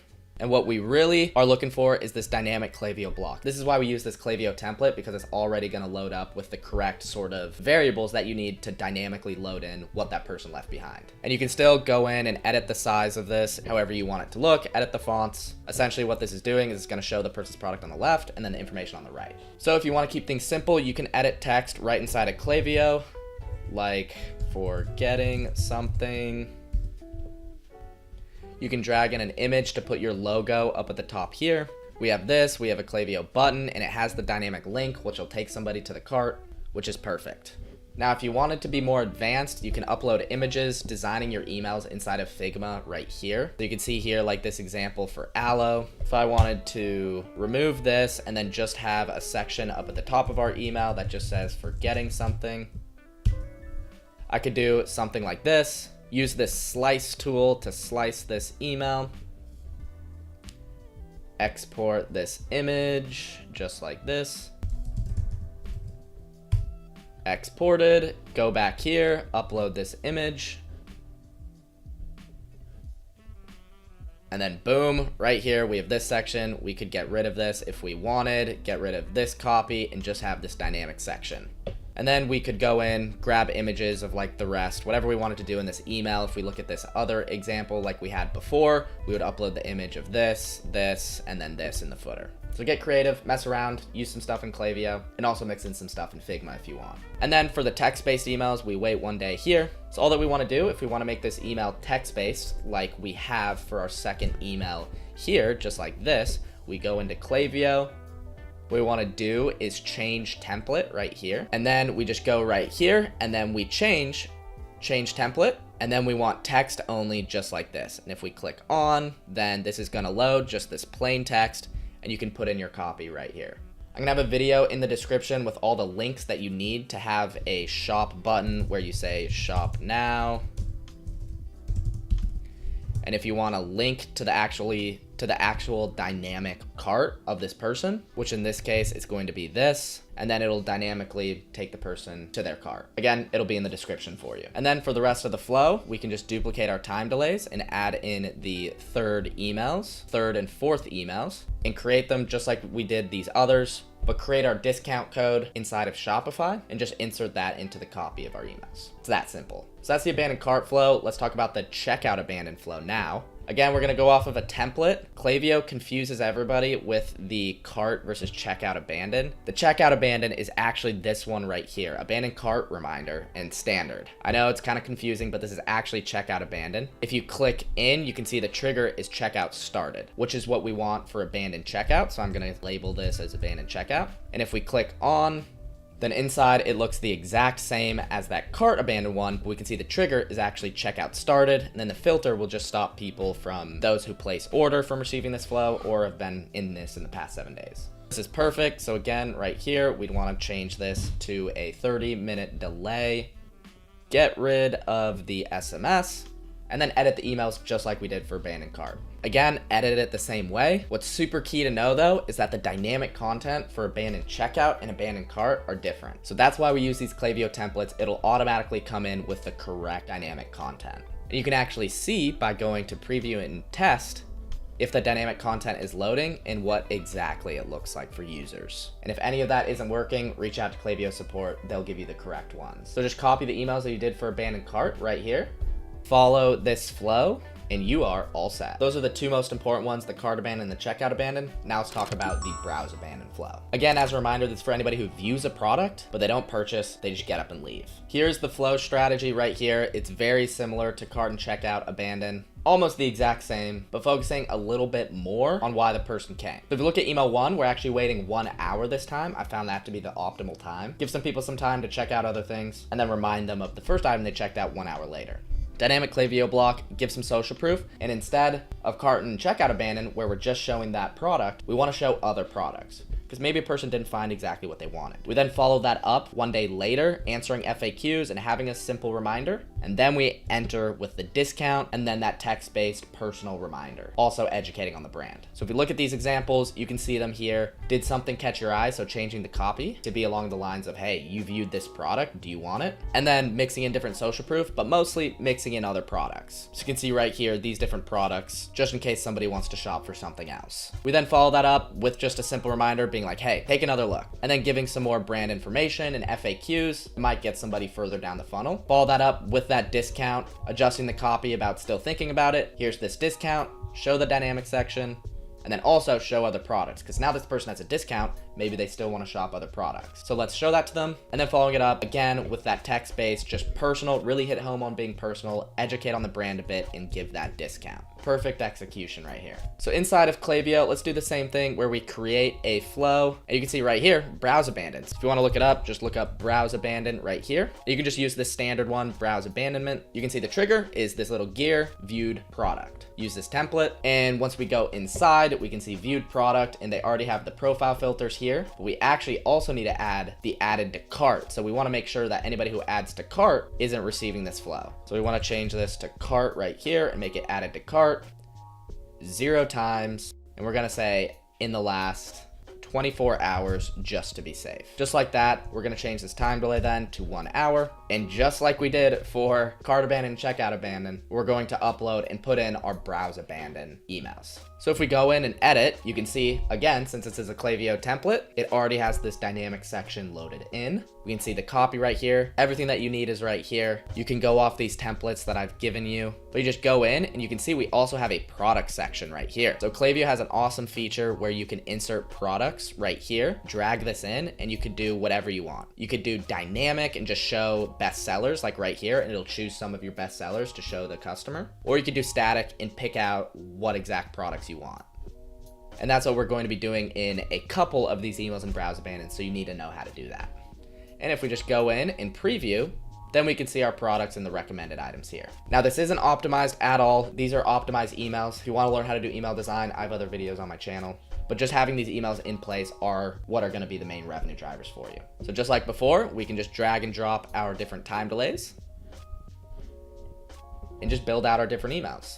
And this is going to recover sales from people who look at items, don't add to cart or checkout, and then leave. The last flow we want to talk about is the website abandon flow. Anybody who goes to your website, but they don't view any products, they don't add any items to cart, and they don't go to checkout. Here's the simple strategy that we do. Just 2 emails is perfect. We want to wait 4 hours because the people are a lot lower intent. We want to see if waiting a little bit can get them to actually find a product that they want, or maybe their day has calmed down and they're open to start scrolling. So we wait 4 hours. All we want to do is encourage browsing, show off some of our products, and offer support. We just want to get these people onto the website. And then a day later, you can see kind of a theme here with the personal reminders, doing a text-based email, educate a little bit on our brand uniqueness, and try to point the customer in the right direction, because the goal of this is just to get them back on the website to browsing. So if we look at these examples right here, email 1 is just encourage browsing. You can say, we noticed you stopped by. Did you get a chance to check these out? They're selling fast, so pushing people to shop by the different category. And then showing off some of our products right here so that a person doesn't need to go to the website to actually view these products. So you have these. And then offer support just down here. Do you have any questions or concerns? There's the link to the help center, or also give your email that people can reach out to. Perfect execution, nice and simple. And then email 2, just waiting 1 day later, having a personal reminder. Address how our brand is unique by saying, like, you know, we have over 200 styles you can choose from, and try to point them in the right direction with checking out our best sellers, or if you got a new iPhone 16, you can shop these, and just be friendly and try to make it seem like a friend is reaching out. That's the strategy, nice and simple. So inside of Klaviyo, we can create a flow. And for this flow, we actually don't have any templates inside of Klaviyo. And we don't need to because there isn't any dynamic sections here, because nobody checked out a specific product and we need to show that. We're just showing general products. So we can just go to create flow up here and then build our own. So we go to build our own, we can change this to site abandon and then create it manually. And right here for the trigger, just like before, we want to do the active on site. So I'm just going to go off metric right here, and active on site is right here. Profile filters, I'll have this in the doc in the description, but very similar to the other ones. We want to talk about somebody has viewed product 0 times, because then they would get the browse abandon flow. Since starting this flow, we also want to make sure it's cart abandon as well. If anybody adds to cart, we don't want to have them. And then also somebody hasn't gone to checkout. Right here since starting this flow. And then also placed order. If somebody places an order, we don't want them to receive this. Placed order 0 times since starting this flow. And then also we want to do has not been in this flow. You can do anything from 7 to 30 days. I just like to do 30 days. And then boom, we're all set there. Confirm our trigger. And then just like before, we're going to drag in our time delay right here to 4 hours. And then we are going to just drag and drop our emails and create our emails. Drag this one, do a time delay right here between the second email, which is going to be text-based. So this is going to be the text-based one, and then this is going to be the graphic one, which you can design inside of Figma, similar to one here, or you can just build for simplicity right inside of Klaviyo. And that is the site abandon flow. All right, so those are the 4 money-making abandonment flows that you want to have set up. These are the quickest, most concise emails that are going to get you the most bang for your buck. You can get more advanced and having like 8 to 10 email flows, but that's really not necessary unless you're doing millions of dollars a month. Since we only have so few emails, we want to make sure that these are optimized. So you need to make sure that you're running A/B tests over time so that you can continue to convert people who are abandoning your products. So these are the 5 highest levers levers, A/B tests, that you should be running. The first one is the time delay until that first email. So for abandoned cart and checkout, we had a 30-minute time delay as we went over in that template. But for some brands, a 4-hour time delay is better. For others, a 2-hour. For some, a 10-minute time delay is the best. It really just depends brand to brand. Waiting 30 minutes is typically the best, but it really does vary. And I've seen it go a wide range. So to A/B test the time delay, you have to kind of do a workaround here. So all that you want to do is you want to add a conditional split right here. And what you can do with this split is do a random sample, and then we can do a 50-50 random sample. And then we'll have the 30-minute time delay on this side, and then we could have, you know, a 2-hour time delay on the other. So what I would do is I would clone this, drag it here, and then change it to 60 minutes. And then we want everything else to be the same. So we would duplicate this over, drag it in, and then move this stuff over as well.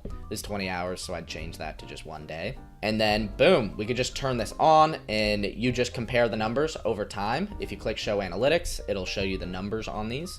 You could just look over time what the 30-minute delay is doing in terms of revenue right here and what the 1 hour is doing. It depends on how much traffic this flow is getting for how long you need to run a lot of these tests. If you're getting millions of visitors every single day, then probably a test is only gonna need to be run for 1 day. But if you're only getting a couple hundred people a month or a couple thousand people, it may take some more time for these tests to actually get you conclusive results. Go off feel. If you see one starting to perform better, then just go with that one and make that time delay the standard. The second highest lever A/B test is your subject lines and preview texts. This is up there at number 2 just because it's very easy to do and think of different subject lines and preview text. You don't need to change any of the content of your emails. You just get to change some of the text. You can test subject lines that are more browse based, where it's like, hey, did you forget something? Or you could be more aggressive, where you're like, finish your order today, or you're 1 click away. Test doing those more browse based things versus more aggressive. You can test using emojis or not using emojis. Just test. It's gonna be different for everybody. The third highest lever A/B test is doing the graphic based emails, which I showed you, versus doing text based emails, which I showed you. Sometimes those personal based emails absolutely crush it and you could just have flows with that. And other times you do need a little bit more graphics and people need to see kind of the product in action in order to convert.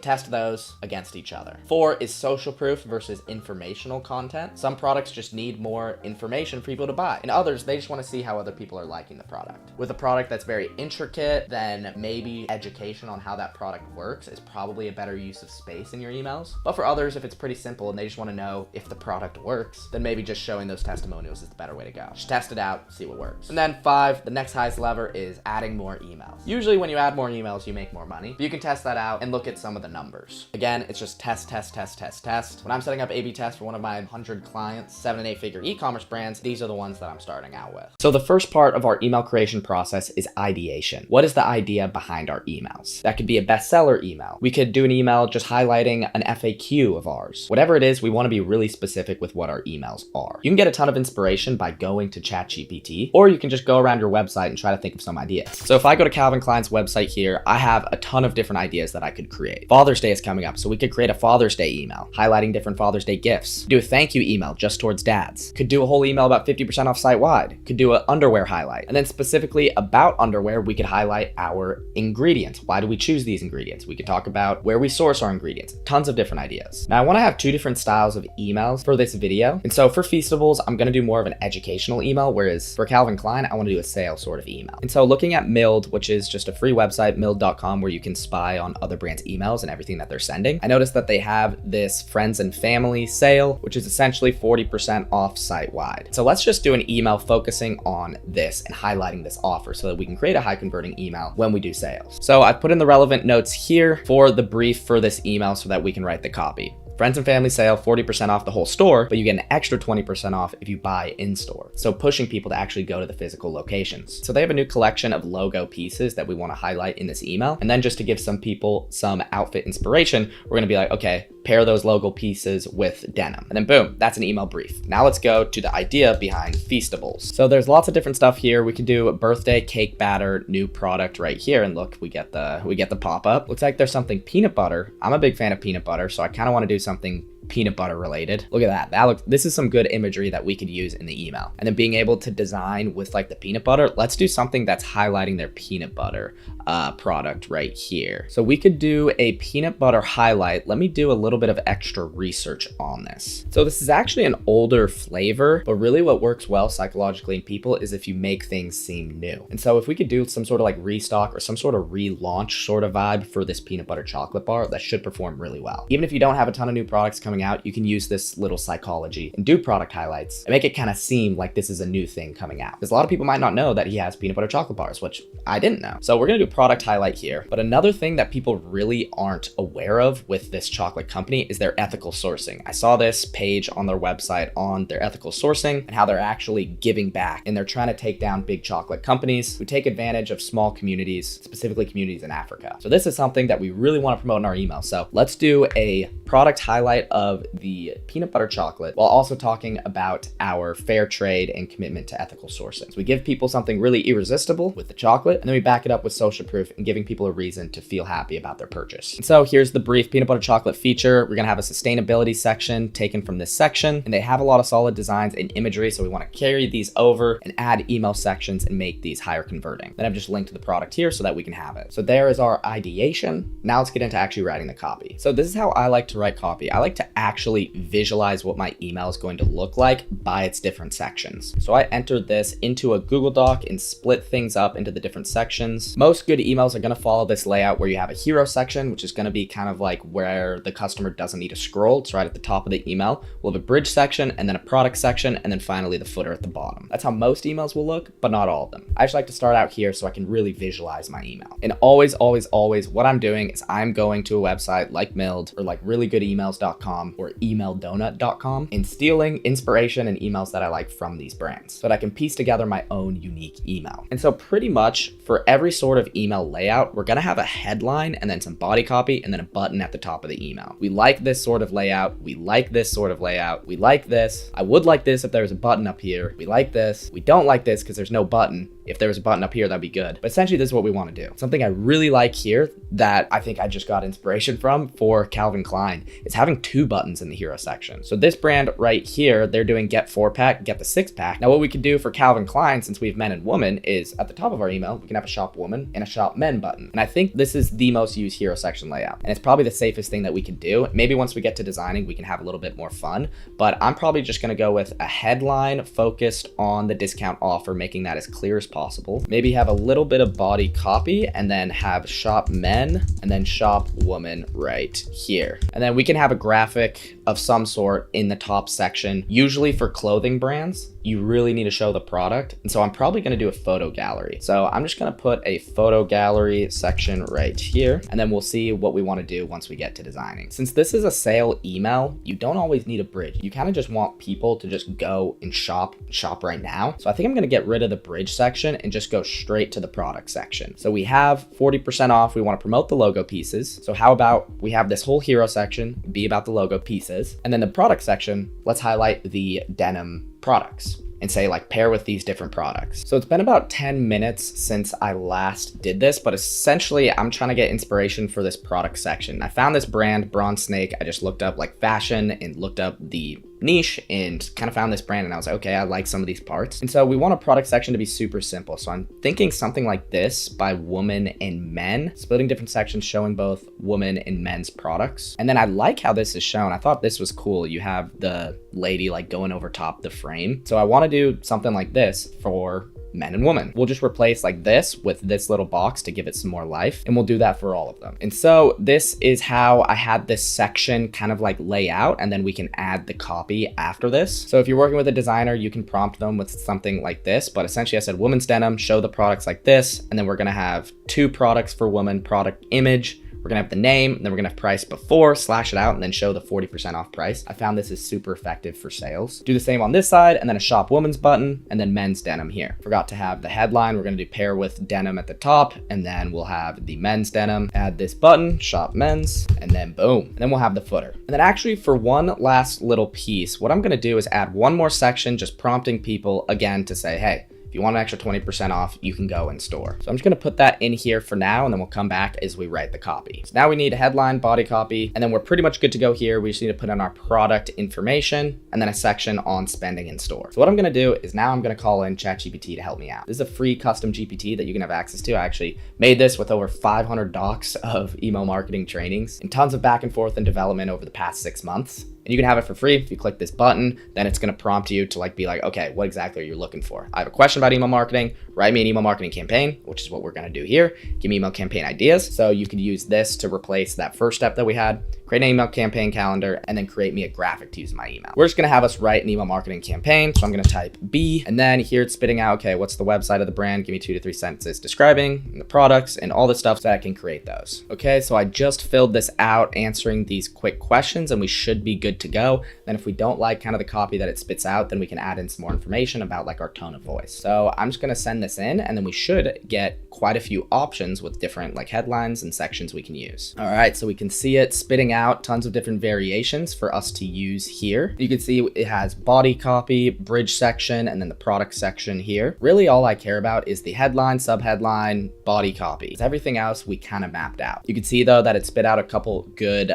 bridge sections here as well with step 1, step 2, step 3, infographic of news of a styling. So bold look breakdown different products. So pretty cool ideas here. So I think in this case, I'm not going to do a sub headline. So I think I might just take this sub headline, just super simple, 40% off everything, plus extra 20% off in store. So I just went ahead and plugged that in. Now let's get the body copy. Now I think we could do a little bit more. We could have a little bit more words here in the body copy. Give me more body copy variations and make the body copy slightly longer. So let's see what we can get right here. All right, so we got some different options right here. Let's see what I want. Okay, I kind of like this. I just like this straightforward right in the copy. So I'm gonna copy this, and then I don't love this part as much, so I might steal from another one. Actually, now that I'm looking at this, this is kind of repetitive, so I'm gonna get rid of that. And then we just have our most loved logo tees. Okay, so after going back and forth for a little bit, I've kind of boiled things down to these after talking with ChatGPT.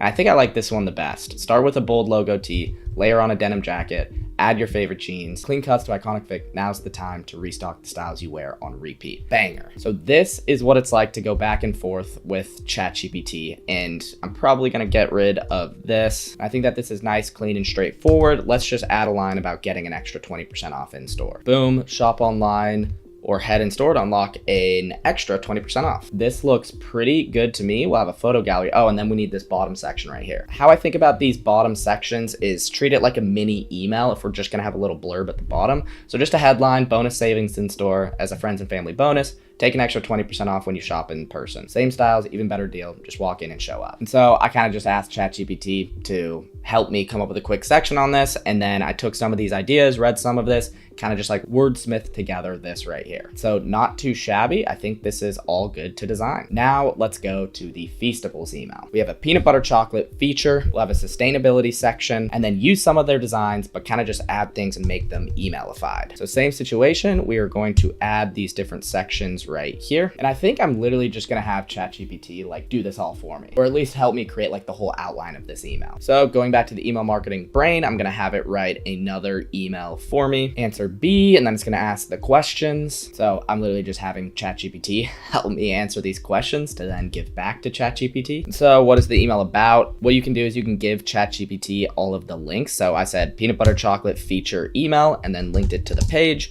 and then add sustainability section for the bridge from this. So let's just give ChatGPT this and see what we can come up with. You can see some pretty cool subject line ideas. This bar will ruin all chocolate for you. Warning, addictively creamy inside. And then some good preview texts right here. And so you can see it analyzed the website and kind of got the tone of voice right here. Lots of good stuff. So headline, peanut butter, chocolate, goated. This bar slaps, so that's very much in his voice. Mr. Beast's favorite snack right now. Cleanie's never tasted this filthy good. Nothing artificial, all the flavor. You've had chocolate, you've had peanut butter, but never like this. Okay, that's kind of a banger. I think I'm gonna use that. that. Organic, plant-based, and melt in your mouth magic. This is your upgrade.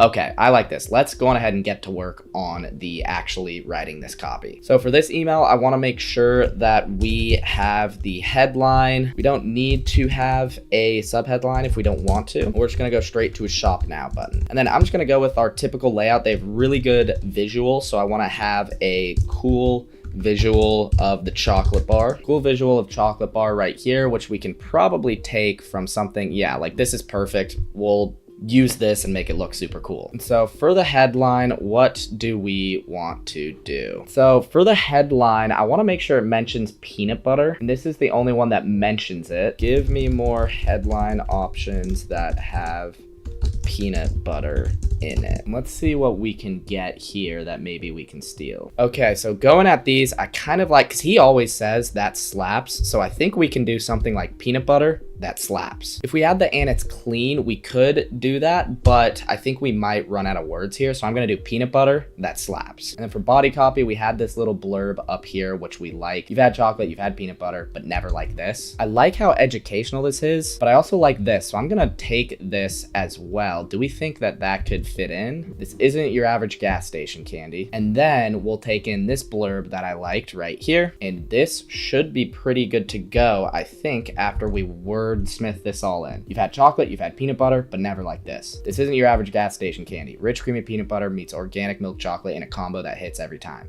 No GMOs, no palm oil, just real deal deliciousness. Perfect, love that. Now we need to add our bridge section. So we just have text here in this bridge section. I probably want some sort of graphic. Maybe I kind of just like this right here. I'm just gonna say, give me more options for bridge section as infographics. So we can get some different things right here. This is talking about a lot of the ingredients inside. From farm to feast, sustainability timeline. This is a pretty cool idea. These different sections right here, metrics, so different metrics we could do, Feastables, impact stats. So I'm going rogue here because kind of what I want to do is I want to leverage us against big chocolate. So I want to say, I want to create like an us versus them feel with our brand because that's why it was created. So what I would do here is add something like taking down big chocolate with ethical sourcing. I think that's a really good subheadline. And then let's talk about, okay, what is ethical sourcing? So I'd probably say something like summarize ethical sourcing for Feastables in bullet points. And then we'll have just like a little bullet point infographic of what this means for us. Rainforest Alliance certified cacao, transparency in sourcing, no palm oils, regenerative agriculture goals, sustainability driven packaging. Okay, give more quick ones. Fair pay for farmers. Okay, we got a lot more here. I'm just gonna pick out 5 of these. So this is what we've ended up with and we should be all good to go. Actually, we always wanna end with a general CTA. So I'm just gonna add something super simple. I think this bridge section will take up a little bit of space. We're gonna have a lot of heavy visuals at the top. So I'm just gonna add a section here, like shop below to get yours. And then something fun, we could say like your taste buds will thank you. And then shop peanut butter bar. We'll just have this final quick call to action and then we will have our footer and we are all good to design. Peanut butter, that slaps. You've had chocolate, you've had peanut butter, but never like this. This isn't your gas station candy, rich creamy, bridge section, and then a final little call to action and then our footer, banger. And now we have the Calvin Klein up at the top. Nice and simple, straight to the discount. Typically for clothing brands, we need a little bit less words and more showing the products. So this is okay right here. We have less copy, just straight to the products and showing the value of the sale. That's always what we want in sales, is show the value. And then right here for just highlighting a product that make it kind of seem new, peanut butter that slaps, you've had chocolate. It kind of seems like this is new coming out. So it can hit on that sort of novelty factor that psychologically humans love. We're gonna have a button way up high in the email. Perfect, we're gonna have a cool visual with the chocolate bar. We're gonna have a bridge section, which if you're doing non-discount emails, we need to make sure we have good education and kind of like different ways that we can psychologically get the customer to buy, such as doing like us versus them, like why support big chocolate? We're taking them down. This is what ethical sourcing means for us. Then find a little call to action in footer. We are all good to design here. Alrighty, so we have the copy all completed for both of these. Now let's actually get to the designing. I'm gonna start with the Feastables one. We just did it, fresh on my mind, and I have a lot of ideas, so I wanna do that first. But we are going to our design tool. This is Figma. I'm gonna be walking you through this. I have also another tutorial on my channel on email design with Figma. It's the best tool highly recommend using it. Essentially, you have this big field and we can do our all of our edits and all the stuff we need to do right here inside of Figma. So what we're going to do is we're going to get to designing. The first thing I like to always do is we're going to start off with some sort of you can do a frame, you could start off with a rectangle, whatever you want. We can have this right here. I like to make my emails 600 pixels wide, and then now we can kind of like map out our email with everything that we want. So I just put in kind of the copy right here and what the email is going to look like, just so we have it for reference. So I'm actually just going to insert a frame here, name this the Feastables email. So looking at their website here, there's a lot of things that we could do. I think for the background, I want to go for like this little like lines, these like flashing lines right here. I think that's what I'm going to go for the background of this email. So we're going to need to find this blue. We're going to need to find like how to use these like line things. I'll go see what kind of patterns that I can find. And exactly, I want the background to be just like this right here, this background. And so what we can do is you can go to free pick. This is the tool that I use for any like sort of backgrounds. And right here, we already have a ton of stuff that we can use. We can literally just copy any one of these. And so I've found this, I've imported this into the document, and kind of all we need to do is drag this in here and then boom. So we have this. I'm gonna leave this here for now, but it is a little bit too light. We want it to be just like a darker blue, kind of like this. So what we can do is we can find color right here.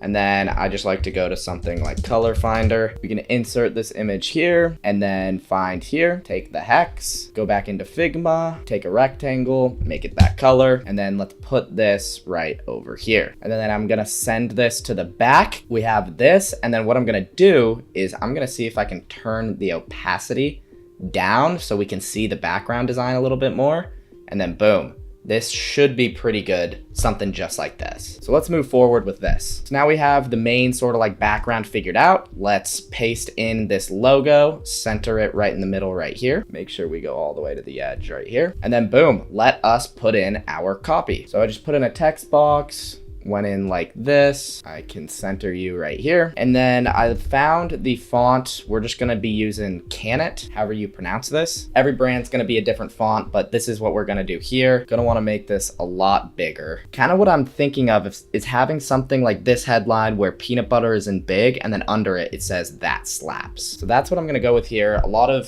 emails and good graphic design, they have different sizes, different dimensions of different parts just to give it some more depth. So kind of what I'm thinking here is if we make this all caps right here, and we make this one super thick, just like that, pause, and then we put in whatever color we want. We can go to like an orange color right here so that it's the color of peanut butter. So this looks good right here, peanut butter. And actually, I kind of want this to be bigger. Could make this even bigger if we did something like 75. I'm gonna separate this text out just so I can come back to it. You know what? I actually just went to their website and I found this. It says peanut butter and it looks just like a plain product or plain image right here. So what if I just literally use this? Okay, this is perfect. Let's put this in and, oh, perfect. Oh, this is way better than I could have done. I wanna make this smaller, but I wanna make sure that I don't mess up any of the dimensions. So I'm just gonna do this, and then we can do just like that. Move this a little bit under. Let's change this to be capital letters as well, and probably make this a little bit smaller so it's a little bit cleaner.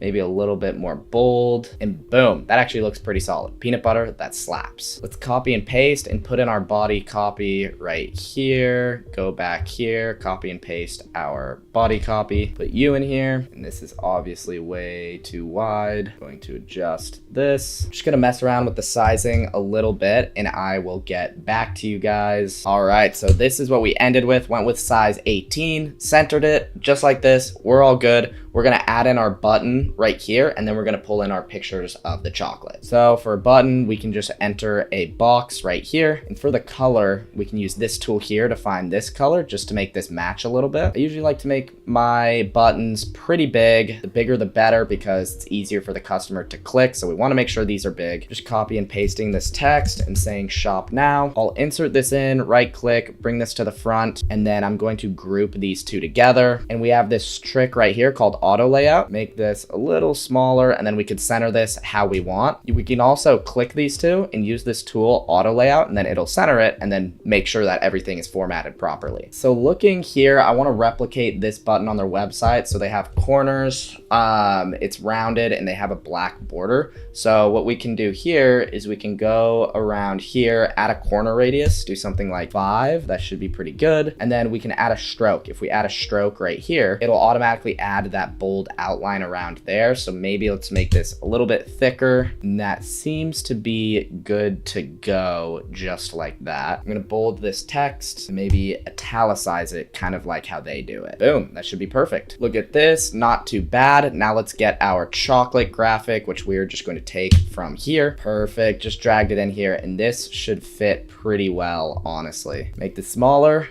Drag this in just like this, and this is looking pretty sweet up here. One thing I don't like is this seems very tall. It's going to take a while to scroll, so I'm going to see if I can cut down on our lines by spreading this out a little bit, and that already looks a little bit better. Let's move this up here, and boom, this isn't looking too bad at all. And I kind of want to make this even more 3D. Just got this off of the internet right here. Just looked up peanut butter swoosh, and I got this, and I think that this will add a lot of depth. Maybe if we put this behind it, make it look even more explosive. And look at that, that's looking pretty clean if we add it to like something like right back here. And then this is just a different part of this image that I want to drag in just to give us a little bit more depth. And already this is looking pretty sweet. Let's move this down because we have this going over the text. We want to make sure that moves behind the text. A little bit hard to read, so maybe we want to adjust this a little bit, but this is looking pretty good. Now I really want to have these little clouds. I think that this would be super cool, and like little rainbows, so I'm gonna go see what I can find. Some things like this, oh, this would be perfect. All right, I was able to pull some of these from their website, and I think that these are gonna be sweet. Oh, I love this. Add in some clouds throughout, and this is just gonna add a ton to the email. Oh my goodness, look at how much more life this just got. Love this. I think this hero section is pretty much good to go. Let's move on and get to our bridge section. So we just need to extend this email down. I need to cut off these sections right here, push them up, maybe move it to like right here so we can get on with the next section. And actually to help this transition, because I'm gonna switch the transition from blue probably,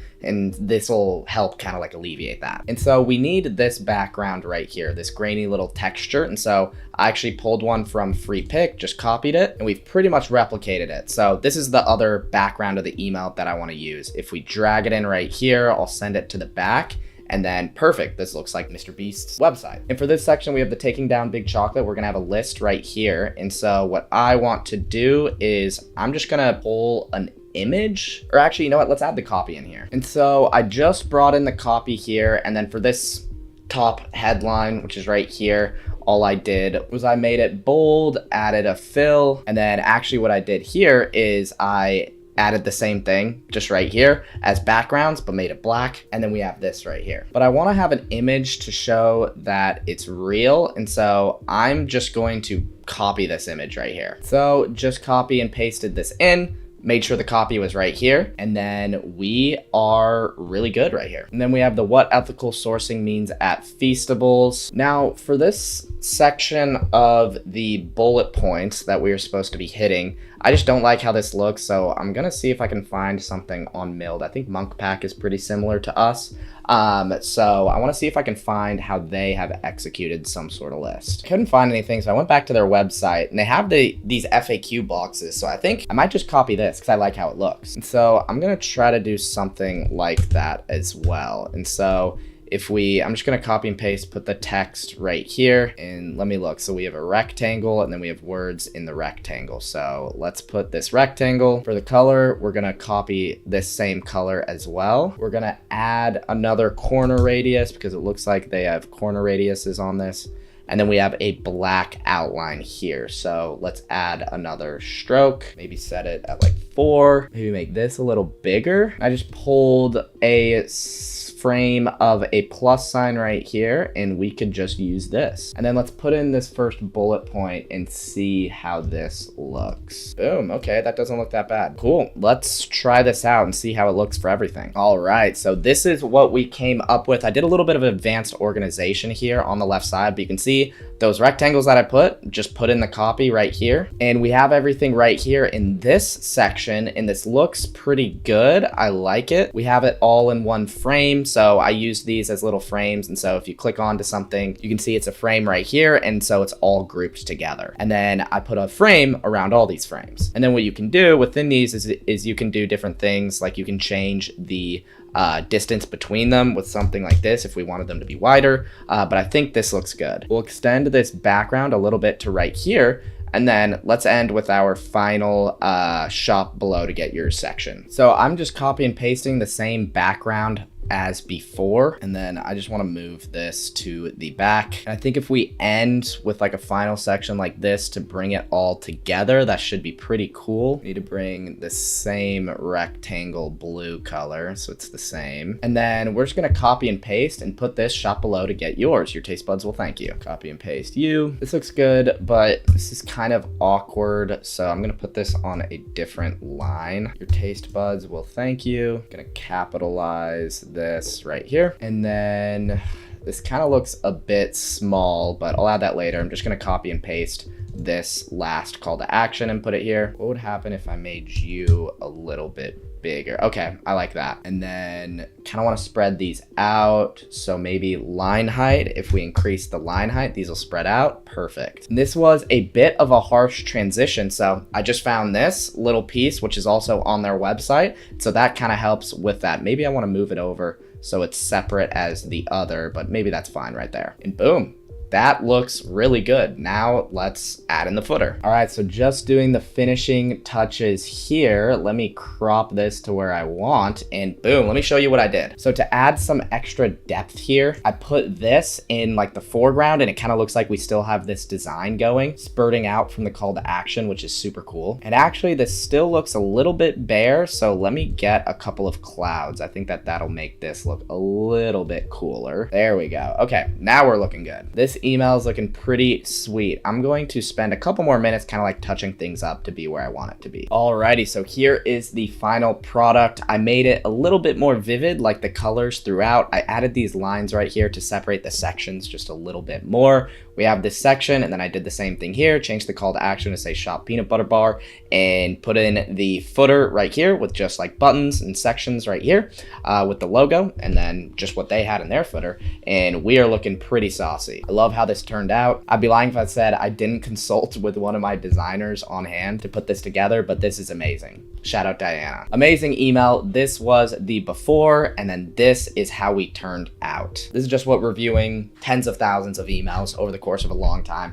can help you bring to life. All right, so we have this one. Now let's go to the Calvin Klein email, which I think it's gonna be a lot simpler and hopefully a lot faster. All right, so I kind of put the layout here. I deleted the images and then kind of put them back, but this is what we're working with. Let's get to designing this email. So let's put in a new frame right here. We'll name it Calvin Klein. Let's set the background is set as white. Let's set this as 600 width. So I'm gonna start by putting all the copy in here because there are a lot of different ways that you could put together an email. For this one, I'm gonna start with putting all the copy inside. All right, so I just put the copy in with just like some estimates on like sizing and where it could be. The fonts that I'm using, I'm just using Geist. It's the closest thing that I could find to their website. And so for this email, we're probably gonna keep it pretty minimal and have this white background so it's very familiar to them in their website. Then we're gonna use this red color and we're just gonna show a lot of models in their products. So this is what we're looking with. We put a photo gallery, so I'm gonna pull in some pictures of the logo tees and then we'll try to make some sort of photo gallery here. I'm just looking at Aloe here to get some inspiration maybe on some different photo galleries. So they do a lot of like full image here. So they keep it pretty simple. So I think we'll keep it pretty simple as well. All right, so I got a couple of their logo tees that they were highlighting and pushing a little bit across their different channels. So let's see what I can do here. I might mix mix things up a little bit and not have this here and try to have like a photo gallery kind of in the middle. These are all kind of like different sizes, so it's a little bit awkward. But something I've seen brands do is if you don't have these overlap and you have like a little bit of the background in there, like something like this, it could look a little better. Let me play around with moving these around a little bit. Okay, so here's what I ended up doing. I tried to make some space for something to fit in.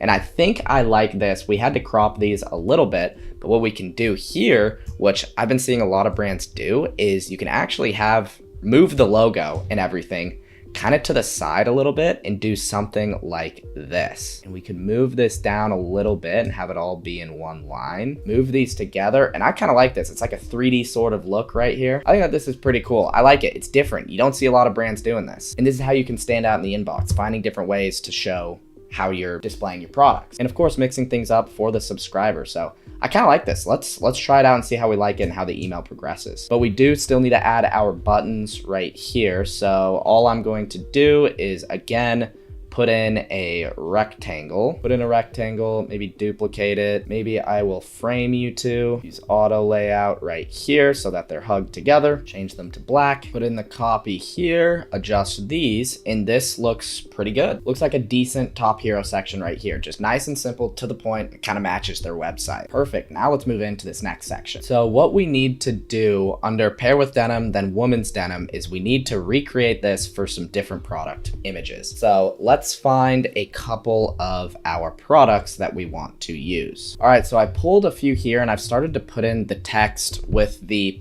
% off. You can just see this is just a line right here. It's just slightly smaller and crossed it out. You can see with the strike through right here. And then I made the price a little bit bigger and then read 30% off, and then shop now. I just did underlined, sort of like a bold shop now right here. And then we have this product image right here. So now we have to figure out how in the world are we going to do this. So there are a couple ways that we can do this. Essentially, what we need is we need a border and we need this girl to go in front of it. So actually something that we can do. So what I'm gonna do here is we wanna separate this girl from the background. And so if we go to plugins right here, icons 8 background remover, we can remove background, select the image, and then go to the icons 8 background remover, remove background. And then what this is gonna do is this is gonna separate her from the actual background. So let's let this run a second and see what it pops out. All right, perfect. So you can see it removed the background. This is what it was before,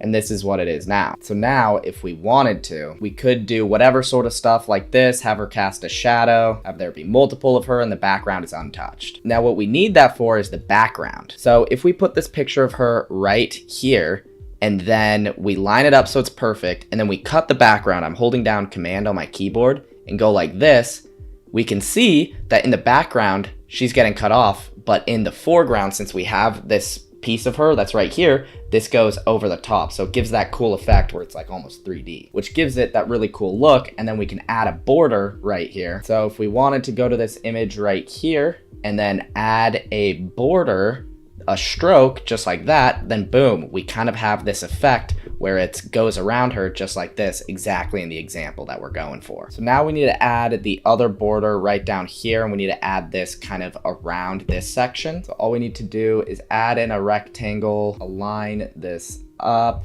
make a white background, add in the stroke that we want, and then we'll move this behind everything right here and then adjust right here how we want it. Looks super thick when they're lined up, so let's move this up, and now we are looking pretty solid. I like it. This is great. Now let's recreate this for everybody. Alrighty, here we are. I just finished updating this, so you're gonna see a couple things a little bit different that I changed. I added in all the remaining products, added in the buttons, and then women's denim, men's denim, but you'll see this background I actually changed. And it's kind of like a beach sort of vibe right here, which I think kind of goes well with like the brown background here. All I did was I went to free pick here, and then I found something just like this. I couldn't find it again, but found something just like this, and then kind of like set it as the background.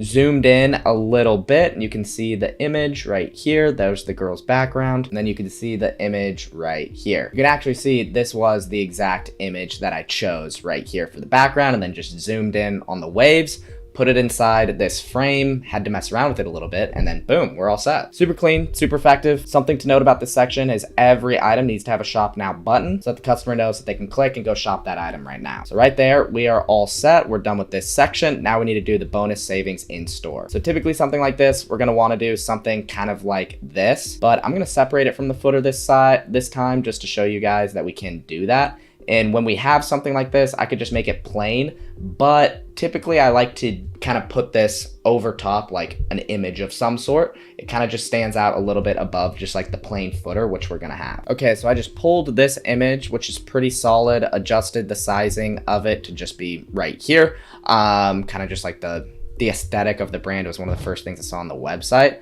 What I'm gonna do is I'm gonna put this in, I'm gonna move this to the back, and then put you here. We're gonna have to change the color of this to white. And so when it's difficult to see like this, what we can do is if you go to fill down here, we click plus, we can add kind of like a shadow in front of it so it's nice and dark. We're gonna make this dark enough until we can see our text super clearly. So I think that's probably good right here, kind of at 60. Let's just center these, and this looks pretty good. And now we can add our footer. For the footer, super straightforward. All that we did was we just added the logo right here, and then just added a couple different boxes right here and added in and split by category. We always want to have shop by category or some sort of thing in the footer so that the customer, if they get to the bottom of this email and they kind of don't find the product that they like, they could scroll to the bottom and be like, you know what? Maybe I will go shop new arrivals, or maybe I will go shop denim or underwear or jackets. Whatever it is, we want to give them that option. So this is looking good. I don't really have any other edits. I think this is clean. It's a little bit different. I actually just noticed that this isn't really centered, so I need to center that. And I am not a designer by any means. I'm sure a lot of the designers out there watching this are like probably gritting their teeth because I don't use auto layout or anything like that too much, or any of the cool like Figma tools. A lot of this stuff, I'm just eyeing it. That's why I hire designers. Like this right here, just noticing that this isn't centered. So let's shift this. And then that looks good enough. Maybe if you look at this through a magnifying glass, you're gonna find some subtle differences, but we're fine. So looks like we are all good to go. Let's actually upload these emails into Klaviyo so that we can send them. So in order to upload this into our sending platform, all that we're gonna be doing is we're gonna use this slice tool. And essentially what this slice tool does is anything within the frame that you slice, you can export it as like an image. And so that is what we're going to do. We're going to be slicing up our emails into small sections because each individual section is going to have its own link. Like for example, this little section right here needs to have a different link because it needs to link to the 90s loose fit jeans, whereas this section needs to be the skinny jeans. You don't want to have too big of a slice because that's going to be a big file for the customer. We want to split things up, and kind of the biggest size that you'd want is probably around 800 or so in length. And so instead, what I'm going to do here is I'm going to split just before these call to actions, go just like this. I'm gonna export them. I like to export on 2 times, and we're gonna save them as image slices as PNGs. And then we can slice up the rest of the email and do what we want. So for this next section, I'm just gonna line these up. Now we need to split by the call to action. We can split it all the way over here. We want to set dimensions as 300 because our email is 600 in width. We want this to be exactly halfway. Make sure that's lined up, and then boom, export this slice, copy and paste, go over to the other side. This is going to be the next slice, and then repeat this for these bottom sections. And then once we have our image slice, I'm just going to do just half of this because I think you guys will get the point. Before we upload to Klaviyo, we want to compress these image files because right now they're really big and really complex files. And so I like to go to iloveimg.com. You go to this compress image section. We're going to take all of our slices wherever they are, upload them in, compress it, and you'll see that it made our files 72% smaller. And the differences in the image quality is really minimal. We can click on this. You can see it's still very high quality. So let's go back into Klaviyo. Let's create a campaign. We'll say test Calvin Klein, send an email, click continue, whatever audience we want. Say I did just newsletter, turn you off, put our subject line high there. And then we're just going to create our email right here. And all we're going to be doing is uploading our email as image blocks. So I'm just going to delete these sections right here. Just going to drag in these images right here, upload our compressed files. Here's slice 1, upload this. Klaviyo has a compressed option. They'll do the compressing for you. However, I found that it's not too good quite yet. I still prefer to use I Love IMG. So actually right here, we have the buttons that we need to split by. And so what we can do is we can insert a table right here and then switch this to an image cell content. You can see there's kind of like gaps around here. So if we go to styles, we can, okay, my camera just died. I'm literally on my phone right now, but let me finish showing this to you because we have our table right here. We want to enter 0 for the padding so that we just have our images, and we can edit this in just like this. And then you can see those images go full bleed now. And then we can put in our different buttons over here, upload these, do the same thing for this side. And we can actually delete this because we have another table that we're gonna introduce right here. And then just like that, we have 2 tables right here. We have this, and then we could have the other slices to our emails down here at the bottom. And all that we have to do is add in our links right here on top of all of our images wherever they're going. So this, I would just put the link of the Calvin Klein product section. So if we go to men's, then we could just click this link and then upload it for the men's for this sort of link right here. And then you just put the links throughout and then you are good to go. And that's literally it, just uploading as images inside of Klaviyo. This is going to be the most tactical video on how to make email designs that actually convert. And it's not just gonna be like, oh, you should do this. I'm literally showing you exactly what bad is and then me recreating the email and what good is. This is exactly what we do at my agency. We've done over $100 million in the past 18 months. We've sent over 1 billion marketing emails and we kind of know what works. So I'm going to go over through all these examples that I personally have done with my team. So let's go over these examples. We're using big brands here so that it's easy for you to understand and easy for you to see kind of like the before and after and what it looks like, because believe it or not, a lot of these big brands don't know what they're doing with high converting email design. So I'm going to show you exactly what you should be doing. So first up, we have this Calvin Klein email. So this is actually what Calvin Klein's email looks like when you sign up to their email list. Now, there are a couple things that stand out. The first thing that we want to consider is the customer as they're coming in. The hero image is just a big shirtless dude, which, I mean, yeah, that's cool and all, but really we have men and women who are coming into this brand. And so it's really important with your product imagery what you're using. So you can see in this imagery, we went with a actual just like featuring men and women using the product, and so the person could see potentially this is somebody who matches them and what products they would buy. So that's going to be super important right off the bat that we want to do. This also matches their website aesthetic. Nowhere on their website do they have all these colors, and so you sign up to the email list, you get all these colors, just doesn't match the brand, and so we want to make sure that we're matching the brand here. The next thing that's going to stand out is right here. We have the welcome and then the button with the discount way up at the top of the email. When somebody's opening up their email, they're only seeing like up until like this point. So you're just seeing this dude and his jock right when you open up the email. That's not what the person signed up for. They're here to get their discount code and they're here to leave. We need to make it as clear as possible. Hey, welcome to Calvin Klein. Here's your discount. Go shop on the website. That's what we want you to do. So that's what we want to do right here. And then we just give a little bit of brand information, remind of the discount code throughout the whole email, and then shop by collection for ease of shopping. Shop men and women might not be enough. And so we want to give out a couple of different recommendations here, and then always have a footer with buttons right here. You'll notice that we have clear shop now buttons for all of these sections. And it just flows really well. We have nice, clear, and big buttons right here throughout the whole email. Now, the biggest difference here is updating the product imagery in this hero section to make sure it's calling out the actual customer, because we've had different hero sections result in double the revenue for brands just by the images that we're picking. So we want to make sure that we're taking that into account. Always have the button and the discount code up at the top of the email for the welcome email, and make sure it matches your brand vibe. Super important for welcome emails. Now, let's go into Whoop right here, tech brand. If you haven't seen them, wearable fitness tracker. But essentially, this is their before email.